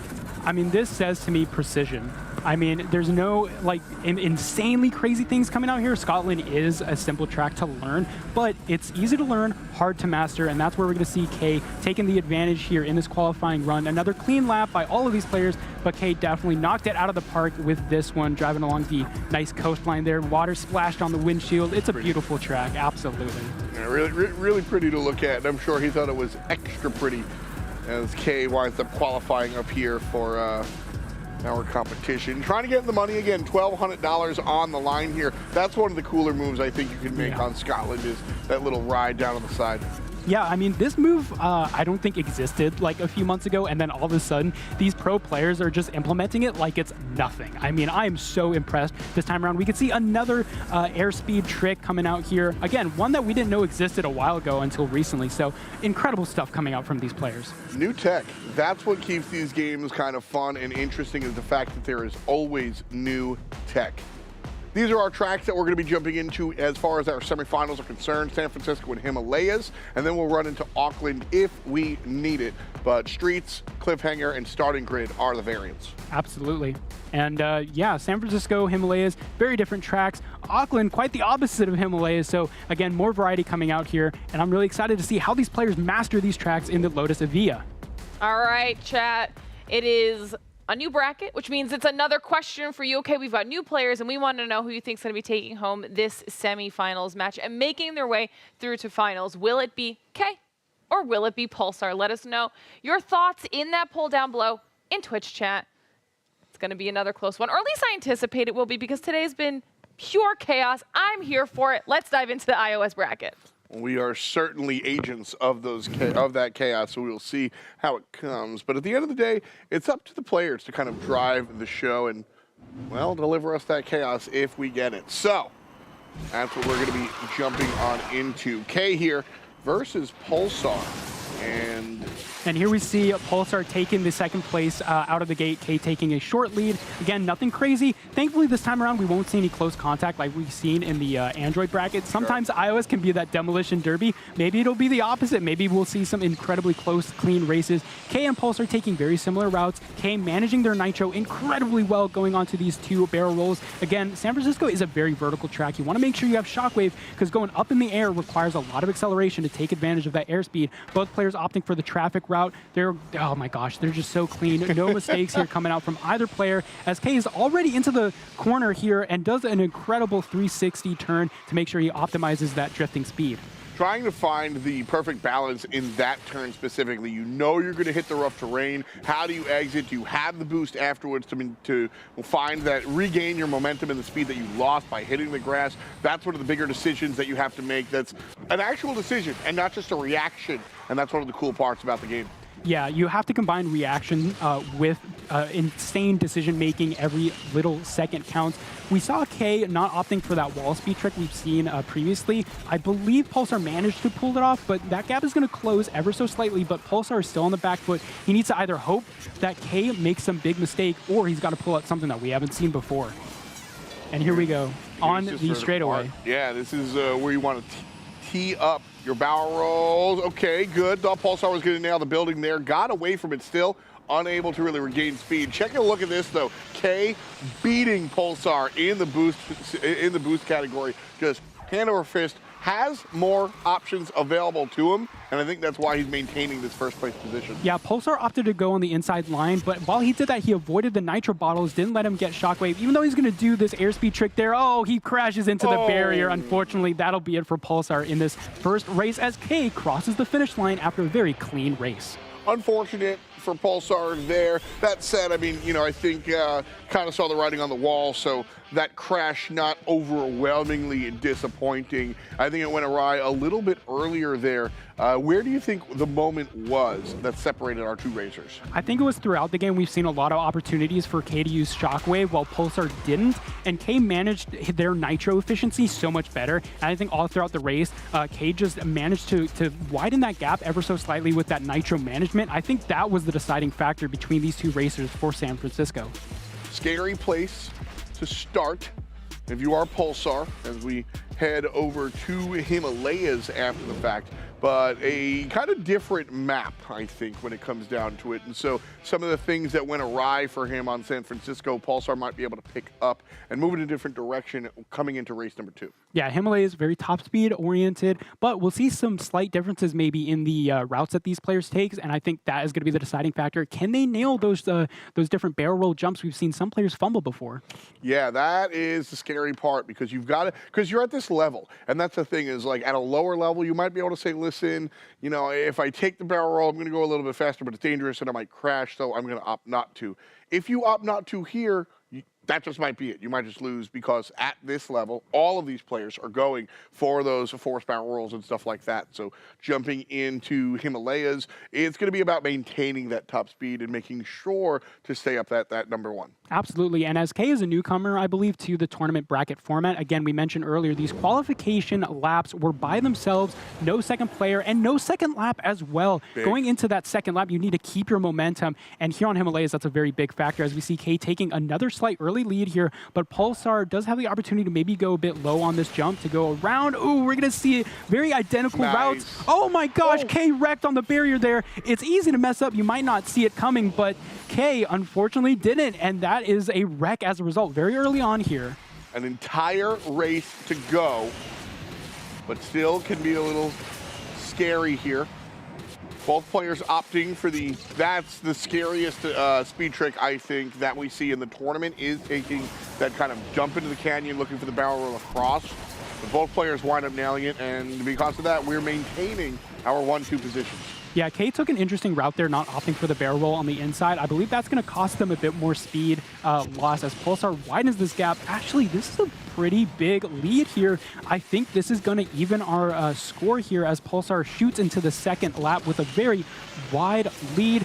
Kay may manage to pick up the pace here if they go for the barrel roll on the side. Will they do it? They will, and with the shockwave, that's going to give them a bit more speed. Ooh. But Pulsar definitely has the advantage coming in on the second lap, already into those second barrel rolls, not opting for it. Again, we've seen players in the lead opt for safer routes, and this is what's coming in for Pulsar. Well, right away, Pulsar is going to avoid the situation that Kay ran into in lap number 1, and so that clean and clear.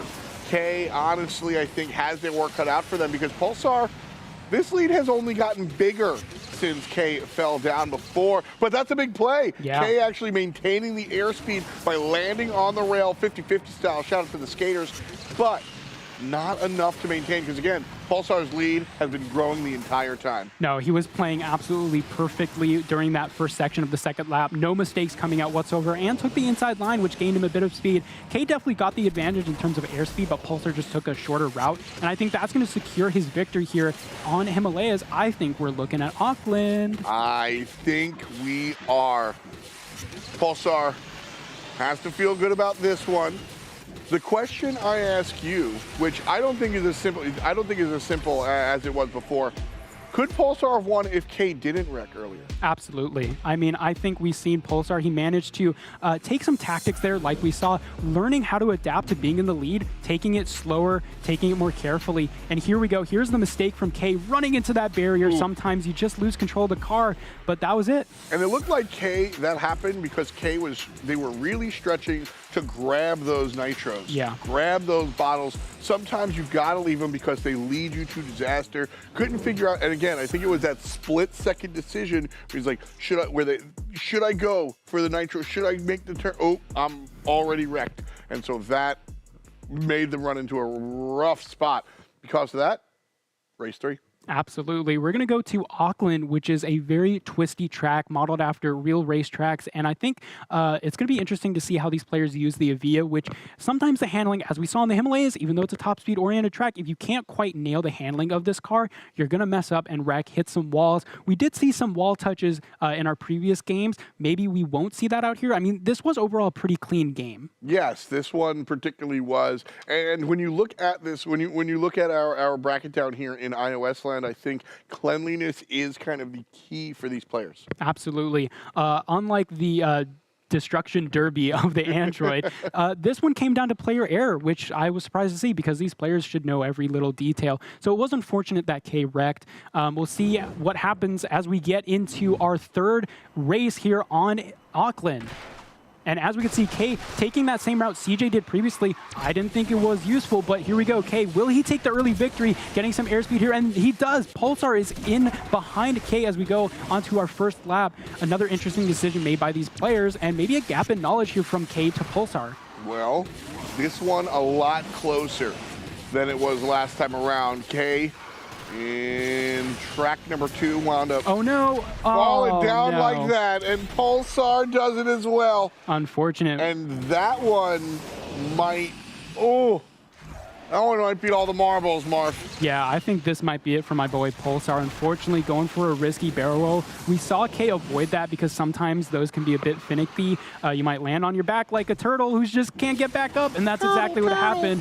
Pulsar, man, it was such an unfortunate choice there. I mean, you got to go for the risks at some point, and he wanted that airspeed. It just didn't work out. He tried to recover. I saw the attempt to recover. If you hold the brake in midair, sometimes you can recover the car, and that's what he tried to do. It was just a bit too late. Maybe if he reacted sooner, we wouldn't be in this situation. Now, we're not out of the gate yet. If K makes a very egregious error here on the second lap, Pulsar, another one. Oh, no. That one, unfortunately, is going to be all the bagels there. Like you said, man, I mean... K wrecked. K left the track. We got a double whammy there. The gap might close. I still think K is going to take this. You can't even see Pulsar on the mini-map anymore. So, I mean, this gap is very big. Oh, yeah, you can see the gap here is very wide. K, I don't think he has anything to sweat about. And Pulsar, I think he knows his destiny is that third, fourth position there. K taking it onto the straightaway here, going into the green flare area. Nice little pretty area. I love the track at nighttime. Lighten up is really great to look at. But unfortunately, even though we've seen some mistakes on this track, which I thought would come out, Pulsar made more, unfortunately. K giving Pulsar the old homie stock, but still not enough to overcome what went down here, unfortunately. Oh, some interesting 360s coming out. K looking more like a Pulsar than Pulsar. That one moving fast like a Higgs boson. Get that? Oh, I do. That was nice. That was a good reference. I like that one. But as we can see here, K coming into the final straightaway, taking the victory and going into the finals against Frog Saran. Man, this one... So we saw earlier the last bracket, it was clean, but it was like a lot of player versus player bumps and bruises. We come over here, and the players are far away from each other, but they're making their own mistakes by honestly trying to push that envelope. K winds up crashing earlier on, trying to get the most boost possible from all those nitros on the ground. Pulsar earlier Pulsar now opts for these sort of risky maneuvers, winds up falling down to the wayside. So these players kind of making their own mistakes, but while they reach for the stars. So I applaud the effort. Unfortunately, rip. Yeah, it was very unfortunate from Pulsar there. Good attempt at some of those risky maneuvers, but just quite didn't work out for him, and my boy's not making the grand finals. Pulsar is not, but K is. I do appreciate that you followed up on my dad joke and snuck your own in there during that race. Gotcha. Okay? Shout outs for that. But GG's. Great race out of K. Okay, making their way through onto finals. That has got to feel good. Pulsar putting on a strong performance, just not going to make the cut here. But I think that he might be done here. But Pulsar has one last race left in him. So let's check that out. Should be fun.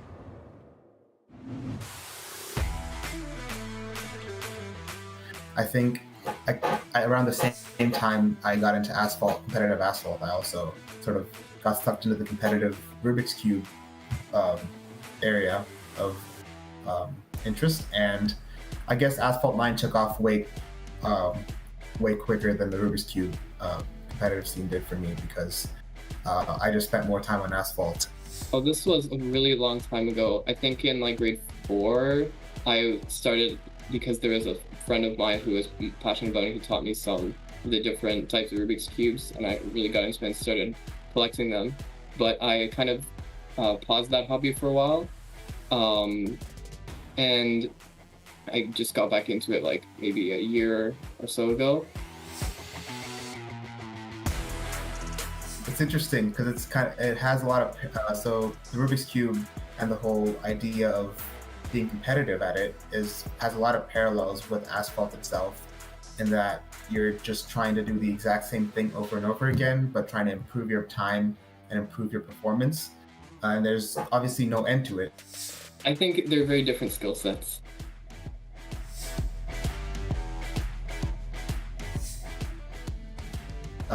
I would be more confident in Asphalt 9 than in Rubik's Cubing, just mainly because I just don't know if he's an actual god at Rubik's Cubing or if he's just a beginner. It could be anywhere in the middle. But I'm not sure if I really like my chances, but I'm willing to give it a shot. Yeah, okay, let's do it. I have one here, I'll scramble it up, just like a lemon. Alright, I think it's a fair amount. You might have to just trust me with it.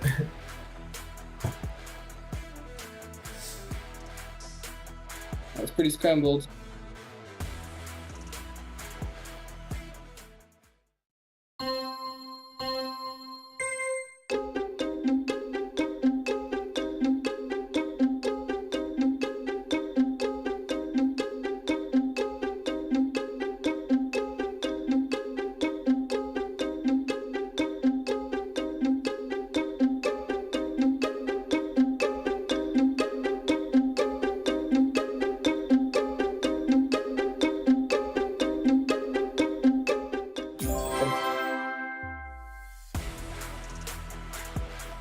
Alright, that's not bad.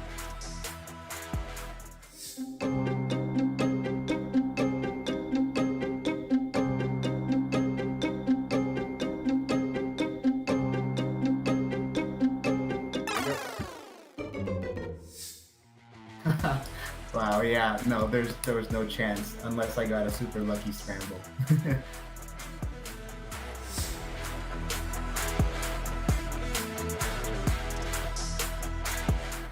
Okay, that was cool. That was, I'm impressed. Like, just straight up, I really going into this, I was like, look at these nerds, can't wait to make fun of them. They're both smarter than me, and that's what I'm just gonna say. Okay. Can you do that, Marv? I feel like you look like you might secretly have a Rubik's Cube talent. Nah. No, you stack cups, yeah? I stack victories. Wow.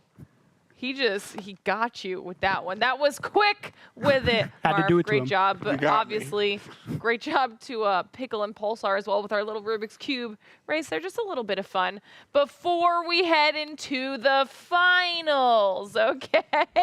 We're going to take a look back at the bracket because it is that time again.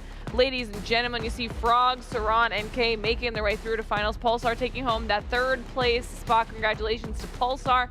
But now it is time to get into the real action. We've gotten a chance to talk about both of our players so far, but we got to start with Frog for these finals. I mean, this is the David versus Goliath. This is the established versus the unestablished. This is, you know, Zapman versus the Clown. Everybody knows Frog Saran. They've seen him before. He's won before. He won the last time. And taking a look at the qualifying run, we talked about how difficult his choice of track was. This is the bar. And also, we talked about earlier, guy's just cool. This is the bar for this bracket for sure. Yeah, he's got to be calm and collected coming into these finals. I'm sure he does have experience, and so we'll have to see how he manages to deal with the pressure of a newcomer in those grand finals in the form of Kay. But as we can see with this qualifying lap, he has nothing to worry about in terms of how he can master these tracks, and yeah. And then on the other side, Kay, welcome to the bracket, my friend. You mentioned before that this is a newcomer, so that helps and hurts. Helps you because when it comes down to separation of players in Asphalt, it's about player tendency to a certain extent, and so Yog does not know what to expect out of Kay. But also on the other side, Kay, it is different playing live in tournament. Absolutely. In those qualifying laps that we just saw, you can replay the races. You can choose like how you watch like maybe different routes or things like that to know the track before you play on it. Whereas here it's a live tournament environment. You got other players to worry about. You got 2 laps instead of 1. So maybe Kay is a bit nervous about how to deal with this, especially in a final. We saw some mess ups there. But yeah, we're going to take a look at this best of 5 and the different tracks we have to offer for you guys. It's going to be Shanghai, Cairo, and the Midwest.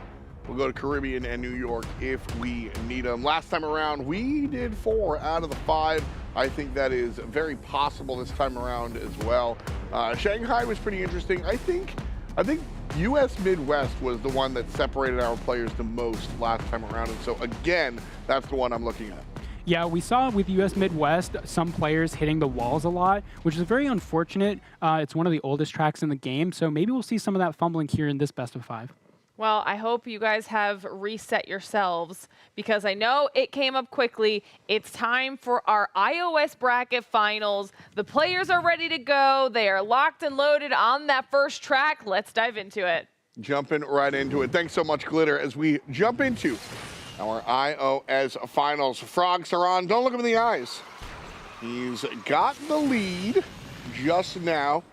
Little tied up, but then Frog winds up on the outside track, actually taking the advantage here. Uh-oh. K, a little bit of trouble on the back end. I think they just went just out of the bounds of this track, which could cost them the track at this point. Like, that's very early on. Sometimes you can wreck in different places that let you just hit the ground running when you respawn and go right back quick into it. But this time around, K was just on the ground, very low top speed. It's going to take a while before he can see some catching up, and maybe we might not see a full catch up after all. Froxron looking to barrel down these straightaways here on Shanghai and take the first map if he doesn't mess up. That's the thing. Big if, big if. But when it comes down to it, these straightaways, and Shanghai seems to offer a lot of straightaways with a couple of little speed tricks that you got to look for, more so than twists and turns. And I think these tracks are easier to maintain a lead in than some of the twisty turvies. Yeah, yes? it's an easy track to learn, but hard to master in the sense that you see some speed tricks coming out here and there, like Kay just went on that rail there to get some more top speed. But Froxron over here, you can see he's just taking everything very carefully, making sure not to mess up his lines. And we saw some discovery last time on what route is best, but there weren't any crazy changes like some of the other tracks. But he's just taken all of this with, oh my gosh, just absolute masterful driving coming here from Froxron. It's just so smooth. I mean, this is the type of, we use textbook a lot, you know, in the commentator booth, but this is one of those VODs that you can go back and watch and improve your own play.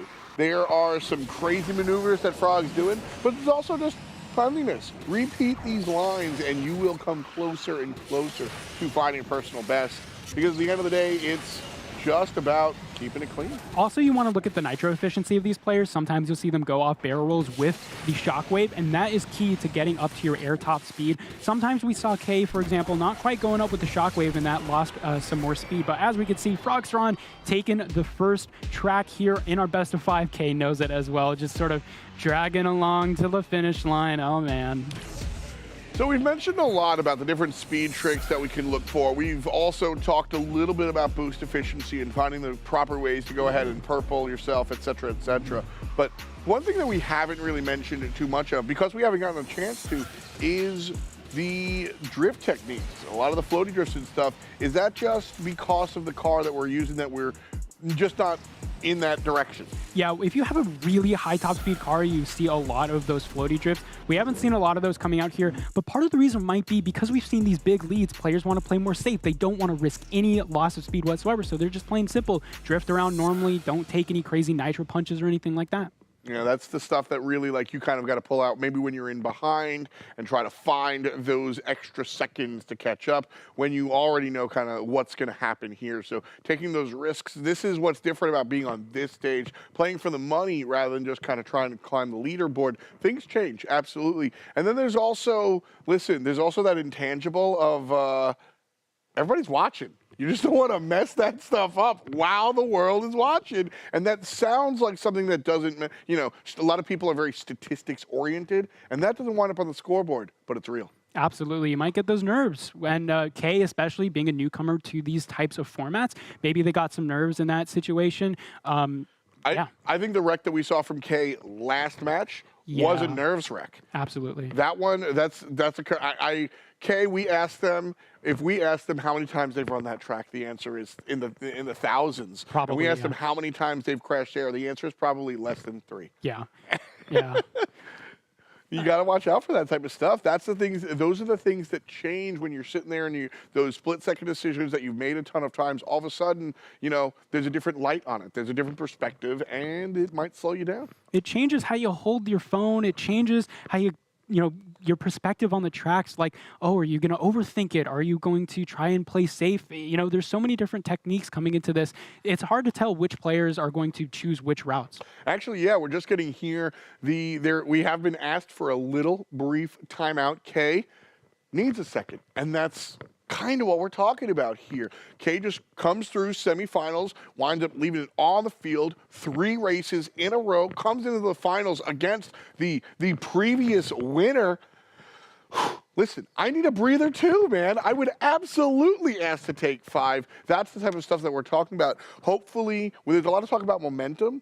I think this is very important for Kay. Taking the technical timeout and getting a chance to just put it down. Go ahead, and we'll jump in a matter of seconds here. But I think this pause was super important, and I would love to see Kay take this track. Yeah, and we're going to see another Cairo battle here between 2 legends, and getting some early nitro here from crashing into the traffic might seem counterintuitive, but it does give you some nitro to work with as Froxron slowly catching up to Kay. Can he go on the outside line? No, not quite. And Kay is going to take the early lead here and maintain it as we go into the pyramid section. Long straightaways, but wide corners. They're going to use perfect nitro sometimes around these corners. And looks like it's going to be Kay maintaining this lead going into the pyramid here. Now you get some airspeed, but it can be a bit more technical. Oh, they're both going to go for it. What an interesting decision. Can Froxron go above and beyond? Not quite. They're neck and neck. Froxron doesn't want to risk it, and we saw last time if you go with the player on the ramp, you might actually get wrecked, and this time Froxron avoids that. Therefore, we still are in a close battle here as they head onto a really long straightaway.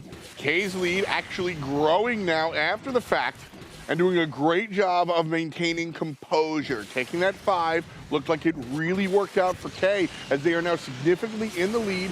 And the scary part of the early segments of the race, where Frog was just a second behind, could have wound up Frog finding the takedown. Kay avoiding that, very, very important. Yeah, we've seen it in previous races where the player behind can sometimes knock the other player down in the middle of the air. Ooh, Froxron taking a different route. I haven't seen this one before. Oh my gosh, insane, but he does miss out on that barrel roll as a result of it.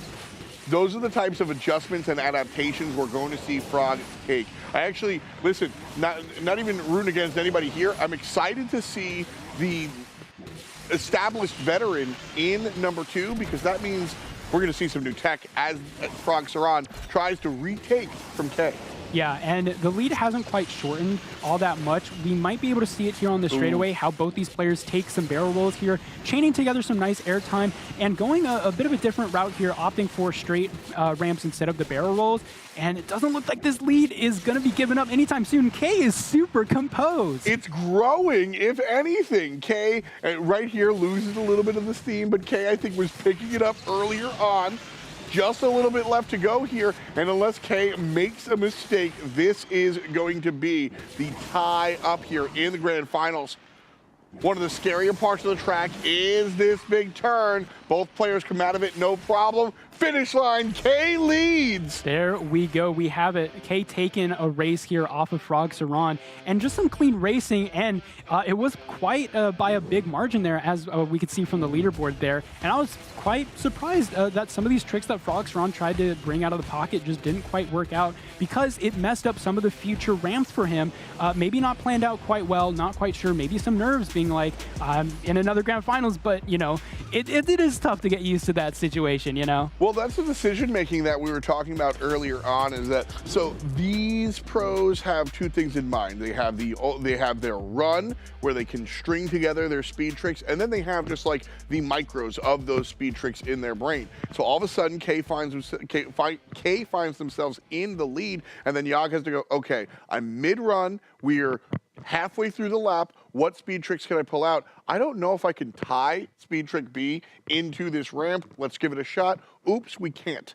And now all of a sudden, that decision to go ahead, and we saw the odd routing there, that was the choice, but because of that, missed out on some of those ramps, so you miss out on some of those nitros, all of a sudden, those decisions start to compact, and wind up in a loss ultimately for Frog. Yeah, now, thankfully, it's 1-1. We still have a lot of race to run here for both these players. It's anyone's game at this point. And again, maybe we see the differences in skill set come out in the different types of tracks. Maybe one player has the advantage in something like Himalayas. Maybe someone else has the advantage in the Caribbean. So we'll have to wait and see. And again, want to bring up how important that was. Kay, hey, admin, may I please just take a couple of minutes, put the phone down, get up, grab a lemonade, and right back to it. And right away, K finds themselves in the lead again. A little bit more so to avoid the takedown. The inside. But it's Yag on the inside to go ahead and take they're control. neck and neck. Just kidding. Who's in the lead? Oh my gosh, K barely takes it on the inside again. Froxeron trying to battle so hard for this lead. This is one of the closest starts we've ever seen here, and this is going to be an incredible race if this is what has to come. Both players hit the barrel roll. K hits it more smoothly, so he's going to get an extended lead here. Oh, a bit of a messed up 360. This might cost him. Froxeron taking the outside at a higher speed. Froxeron takes it here as we head onto the rail race section. Oh my gosh, what an insane race. What a beautiful overtake from Froxeron, but it's not done just yet. K's not going to be able to get the inside track there. We'll have a couple of opportunities. Don't forget, just lap 1. So everything we've seen here, we will get another look at. This is one of the most exciting races I've ever seen. No player has messed up quite yet. We've seen some fumbles here, but nothing like anything too crazy. These players are catching up so close. Oh my God, it's the final lap. This is big. Or the final section of this first lap as they come neck and neck. Can they go into the wide corner here? They will. Will they go on the railing to get the efficiency of the airspeed? They both will. Nobody opting for the safe route this time around. You cannot. You have to pull out every last stop to play this Moog. And right now, both of these players are making music. Froxeron still in the lead, but I don't think K is out of it. Watching how strongly they have been able to maintain control. Oh no. Oh no, that was it. I think he missed the barrel roll there. He didn't wreck, but unfortunately cost a lot of time in the middle of the air, putting out some emojis to express his frustration as Froxeron barrels it down the train section. I think that's what we call the caster curse. Yeah. I'm praising K's control, Yeah. and right then they wind up losing because of a lack of control.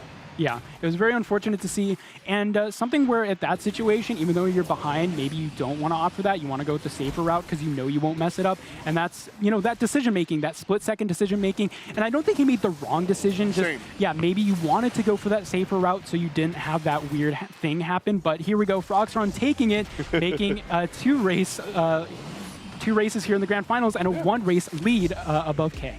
I mean, here's the thing about that situation with K. Absolutely made the correct decision, objectively, hands down. Anybody that says otherwise, I think that is incorrect. I think that was the right choice, but like, even Babe Ruth struck out. You are not going to nail these 100% of the time. K comes through, and this was a fantastic race. This was one where, listen, I am rarely the nice guy here. This is an L that you can hold your head up high about. Yeah, absolutely. This was like watching two painters paint on the same cardboard. I mean, it was incredible to watch these players battle here on Whirlwind Curve. Such a beautiful track to watch these stunts go through.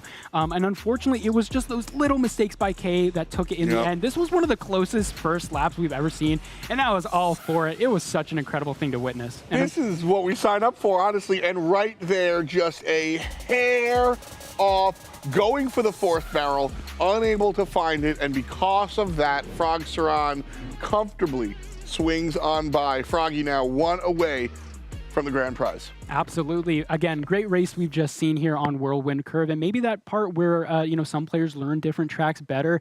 We've seen both of them take similar routes, but one just executed it a bit differently than the other. Yep, just barely missing it there from K. But again, the performance there, nothing is telling me that this is over. I think we could definitely find ourselves in a map or a track number 5, excuse me.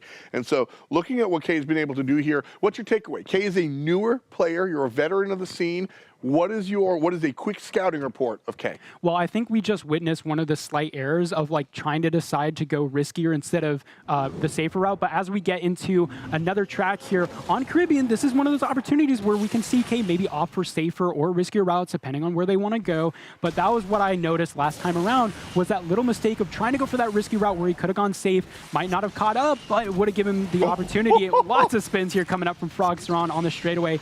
And they're neck and neck. Oh my gosh, he goes for the inside, the knock. That was huge. That was huge. Froggy gets knocked into the water, the rough stuff, but it also takes away the ramp. That said, Frog still in the lead despite the fact that we see some smart physical play out of K. That said, the lead much shorter. Oh, the knockdown coming out here on the beach. I believe Frog's-Ron was landed upon by K. Very unfortunate to see. And some lack of like awareness maybe coming out from Frog's-Ron. Didn't want to get land on. I mean, I wouldn't want a Lotus Avia on my head. It'd be kind of hurtful.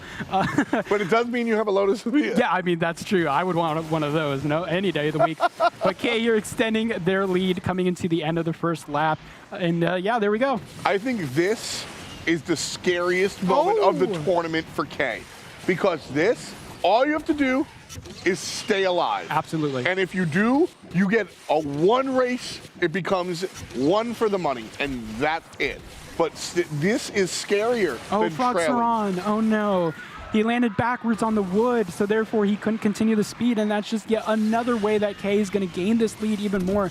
At this point, we're looking at like 30% of the lap now, and oh my gosh, has K taken this victory? I think he has. Yes, without a doubt, they absolutely have found themselves. And again, this is before Yogg found that second mistake, because now I think it's just kind of like done and dusted, easy peasy. But before Froggy made that second mistake, this was the scariest moment of the tournament for K. Not going up against whomever, not finding themselves in race number one, but having their back against the wall. And they're feeling saucy as well. You see the emotes coming out on the left side of the screen. K all day. We'll see you in track number 5. Absolutely. And also you saw some different decision making from K out there in the second lap when he knew he had the lead. He took the safer route, therefore securing that victory, tying up the series. This is an exciting best of 5. Froggy here has to bring it all out for number 5, which again, if you're Frog's-Ron, you have been here before. Yeah, I mean. So this is. Ooh, the knock. So that was intelligent play because they knew that wasn't going to be the end all be all. They had to keep up, and K did just that. Yeah, and there was the crucial knockdown there in the barrel roll. Again, sometimes you want to try and make it lower than the other opponent so you can avoid those collisions. Didn't happen this time around. As we've seen previously, I believe all knockdowns have been on barrel rolls this time around. Yeah, absolutely. The players are actively looking for that the Goomba stomp situation, right? Just land right on top, get the knockdown, and that puts you just in a position where all of a sudden the race becomes about cleanliness instead of finding those risky maneuvers and those air tricks. So certainly a nice look here for K as I put down 2-2 in my notebook because this is it. Frog's-Ron versus K. The David versus Goliath, the known versus the unknown. One race for the difference between $700 and $1,200. This is going to be incredible. We went the full distance. I always love when a best of 5 goes the full way. Even though these races are quite short, they're intense. That whirlwind curve race was incredible as we head into the final track of New York, a very technical track with some nice straightaways here in the beginning of the race, but some twisty turns in the subway, as we'll see later on. How do these players navigate it? Will they do some crazy airspeed tricks? We don't see anything quite interesting out of the gate. Very technical, very safe from both players, but K is in an early lead, taking the inside. And there we go. Some 360s from Frog's-Ron, maybe going a bit behind here. K still in the victory. Oh, will he take the lead? No, he won't. K taking it a bit closer there into the subway track. We got some shockwave coming out. No. Frog hits a railing there. That's going to cost him not a full knockdown. It's not that big of a lead as it is quite early on in the race, but he'll have to do some amazing stuff to come back all the way. Frog's been better with the nitro than K for my money, but K has just been clean, nailing these lines, and we see just how clean those lines are as Frog was unable to kind of follow suit. But now coming around one of the bigger turns on the map, and Frog just bashing against this wall like a roller derby. And so because of that, I think K feeling pretty good about this one. Absolutely. Oh, they'll intersect up here. No, they won't. Frog's-Ron still behind a bit. We saw K make another safe decision instead of going for the risky route, hopping to avoid that barrel roll on the straightaway in the downtown area. Again, we've seen the adapted decision making, and I'm very proud of K for making that in the best of 5 grand finals here. You have to shift your mindset just like you shift your car. Am I in the lead? Am I behind? How far in the lead am I? Right? With this is nearly a 4-second lead. You have the opportunity to make those really the boring routes, the safe routes. And you saw that intersection. You would not have been able to do that if there was 1 second separating the cars. But knowing that there's a larger one, K goes, all right, listen, I'm just going to do what the noobs do, play the easy way, and wait for you to mess up. Yeah, Frogsteron not quite able to close this gap anymore. And unfortunately just faltering here in the last race. K barreling it down the side of the wall. You maintain your speed better if you hug the wall going around a corner. Will he take the ramp? Oh, he opted to take the ramp. That's an interesting decision. Oh no, the wreck at the last second. Frog takes the lead. He's going to pull it back. Oh my goodness, last moment. K. No. They were playing so safe. Oh man. Oh, the last moment goes to the veteran. Frogsteron is going to be your victor against all odds and leaving it to the second to last curve. Frog up on top, and what a surprise. To quote Henry G, what a blunder.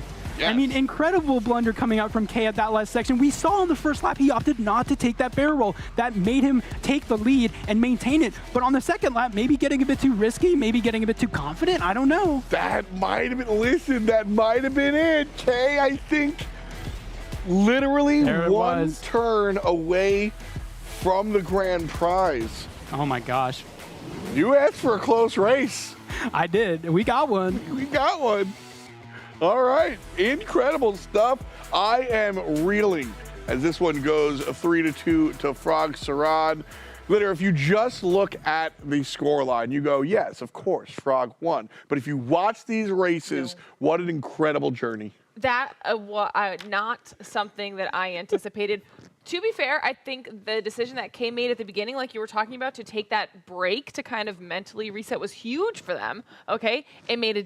I personally felt like it made a big difference in the racing that we saw. They looked a lot more confident after kind of taking that reset and looked very strong heading into that last track. And you know what? Today is literally the day of upsets, whether that is being ousted as a champion or almost being ousted and then somehow saving it because of a failed barrel roll. Frogsteron ends up our champion for the iOS bracket, with Kay taking home second place, Pulsar down there in third, and Cheese Leopard in fourth. I mean, what a day. That was really cool. I'm not gonna lie, Marv. That was extremely fun to watch. Every season, these races get more intense. Every season, these players bring the heat. And this time around, Frog managed to take it as a result of a mistake by Kay at the very end. We had some amazing photo finishes there. What an incredible series. I love it going all the way. Yeah, and listen, you know, I'm sure I'm gonna bring it up. I'm sure Joe doesn't appreciate it, but Joe wrecked earlier today and wound up just listen. All right, one wreck means I lose the track. I understand. All right, see you later. And wound up plug pulling. Listen, we saw a lot of situations where there was wrecks and the players with the stick-to-itiveness were able to come back and make it happen. I'm looking at this one. I'm looking at one in the past. And so listen, man, like that, you have to kind of stick all the way through because you do not know what's going to happen on that second to last curve until you actually get there. So, I mean, I'm just looking at some of these newcomers. I'm looking at Kay and the longevity, the desire to stick it out. Very, very impressive, and I think has made this a data watch. Absolutely. Kay made sure to put their name here, and it's great to see a newcomer advance so far into this tournament. What an incredible race by both of these extreme racers. Here we go, some replays of the best of 5. Frogsteron and Kay both doing some extremely technical races here. Both of these players played really cleanly, but we did see some wrecks here and there throughout the race. And that was unfortunate. Some nice side swipes here coming out from these players to get the advantage and some knockdowns. What I think was really fun about watching this Frog versus Kay matchup, again, understanding that Frog literally won last time around and Kay new to the scene. We saw the emotes coming out. We saw the way these players were racing against each other. I really felt like mutual respect coming out here, right? The player can deny that technical timeout. Frog was like, no, you want to take 5? It's totally cool. I really felt a mutual respect of the newcomer and Frog. Very, very fun to watch and just a great, spectacular performance. Well, I think you might even have an opportunity to ask him about that because we get the chance now to speak with our iOS champion. We've got Frogsteron on the line, standing by. Hello, welcome back. Excited to be able to talk to you again. And I know the boys are going to ask you this, but we need to know what was going through your head in those final moments on the last track. I mean, you were pretty far behind, and then you see the failed barrel roll. Yeah, I know. I already was sure I'm lost, and well, I'm getting $700 for second place, but this guy helped me. He saved me. Oh my god, that's so cute. You got to have a support system. Congratulations on the win, Yag. I want to ask a little bit about your opposition, Kay. Newer to the scene. Seemed like you guys were having some fun, some mutual respect there. What can you say about Kay, your opponent? Actually, we know each other for some quite a time, and he goes with a different name. And I guess he already played in the ESL. I'm not sure in which season, but yeah, definitely he's not a newcomer to this stage. New names. Good to know. Good to know. Now, one thing that I wanted to ask is because you've won now twice, what is your mindset? How do you practice these amazing moves? How do you bring these new things to life that we've never seen before in the game? Actually, I want to thank Future Flash for this. We were training a lot before the finals. He helped me quite a lot for this. So, yeah, it's a team, it's your friends. That's all there is.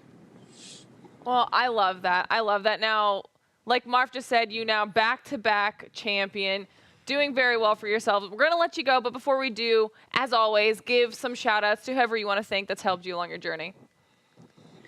Yeah, I want to thank ProTM. I want to congratulate Fabulous with his birthday. Like, happy birthday. Happy birthday. Yeah, it's our team leader. And yeah, basically, good luck, everyone. Hope you see you next season.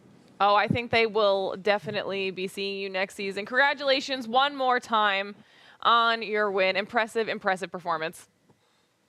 Thank you. Happy birthday. Right? Yeah, we love a good birthday shout Little out. happy birthday in there. I mean, a plushie that was a really cute moral support plushie. I'm on board with that. Yes, I was gonna say that is the key to being Glitter's friend. Is you got a cute plushie put on camera. For me, it's a pet. You got a pet, put it on the camera. That's how you win me over. What about you? I go the plushie route. I have the 8-foot teddy bear at home. I love the guy. Respect That's smart. That's smart. All right. Of course, though, we talked about it before. We'll review the pricing one more time because Frogsteron just went home with a cool $1,200 after winning out on the iOS bracket. Phenomenal performances across the board. Like we were saying, $700 going the way of Kay in yet another wildly close match. Probably the closest day of Asphalt competition, Asphalt 9 competition that we've seen ever. Love to see it, and I'm excited for more next time. Final thoughts, though, guys, on the day. I think, like I said, this was tough. It really was. My biggest takeaway is the fact that you just got to stick to it. You know, looking at some players deciding to opt out, you just have to stick to it. I am so impressed with what Kay was able to do there, and that really is my takeaway. Just perseverance is a virtue. Yeah, determination was the name of the game. We saw the players who stuck out towards the very end managed to get it over the line. Some nice photo finishes here. This is one of the best. All right. Well, that was a great day. You guys crushed it. Thank you so much. But that's a wrap on our Season 2 of our Asphalt 9 finals. Obviously, we have to give a huge congratulations to our 2 champions. We had Diesel Dragon over on in the Android bracket, and of course, Frogsteron in our iOS bracket. Thank you so much to our sponsors, Snapdragon Elite Gaming, Monster Energy, and DHL for making this whole thing possible. And thanks to you in chat for hanging out with us today. On behalf of myself and my co-casters and everyone here at ESL Studios, have a great week, and we'll see you next time.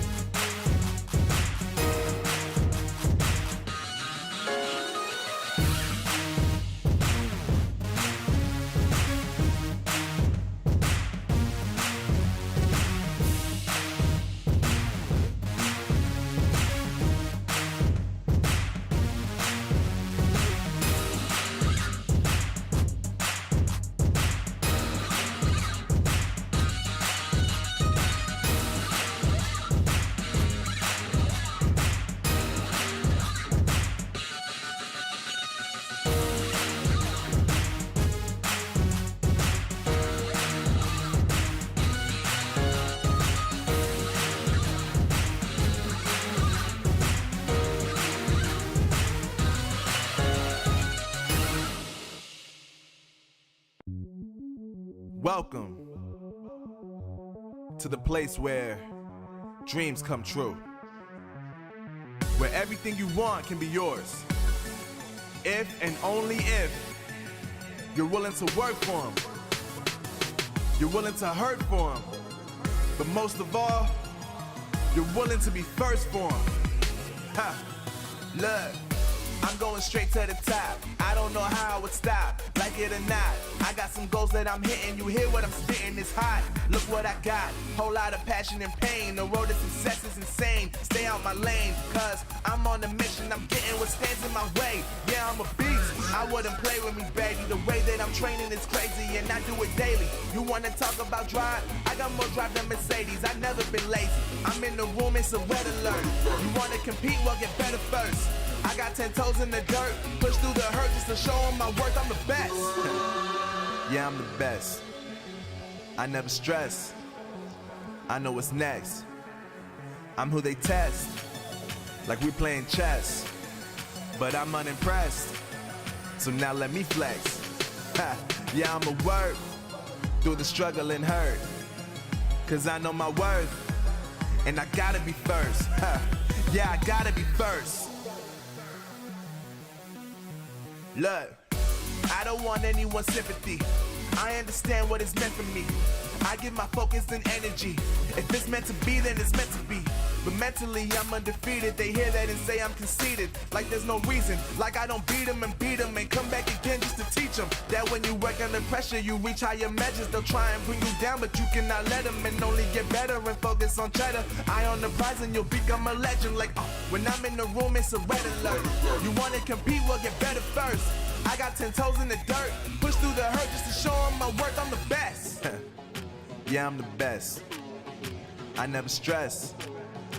I know what's next. I'm who they test, like we playing chess. But I'm unimpressed, so now let me flex. Yeah, I'ma work through the struggle and hurt, cause I know my worth, and I gotta be first. Yeah, I gotta be first. They don't know what's gotten into me, how'd I turn pain into energy. Through all the struggle and hurt, remember my worth, and that's why I gotta be first.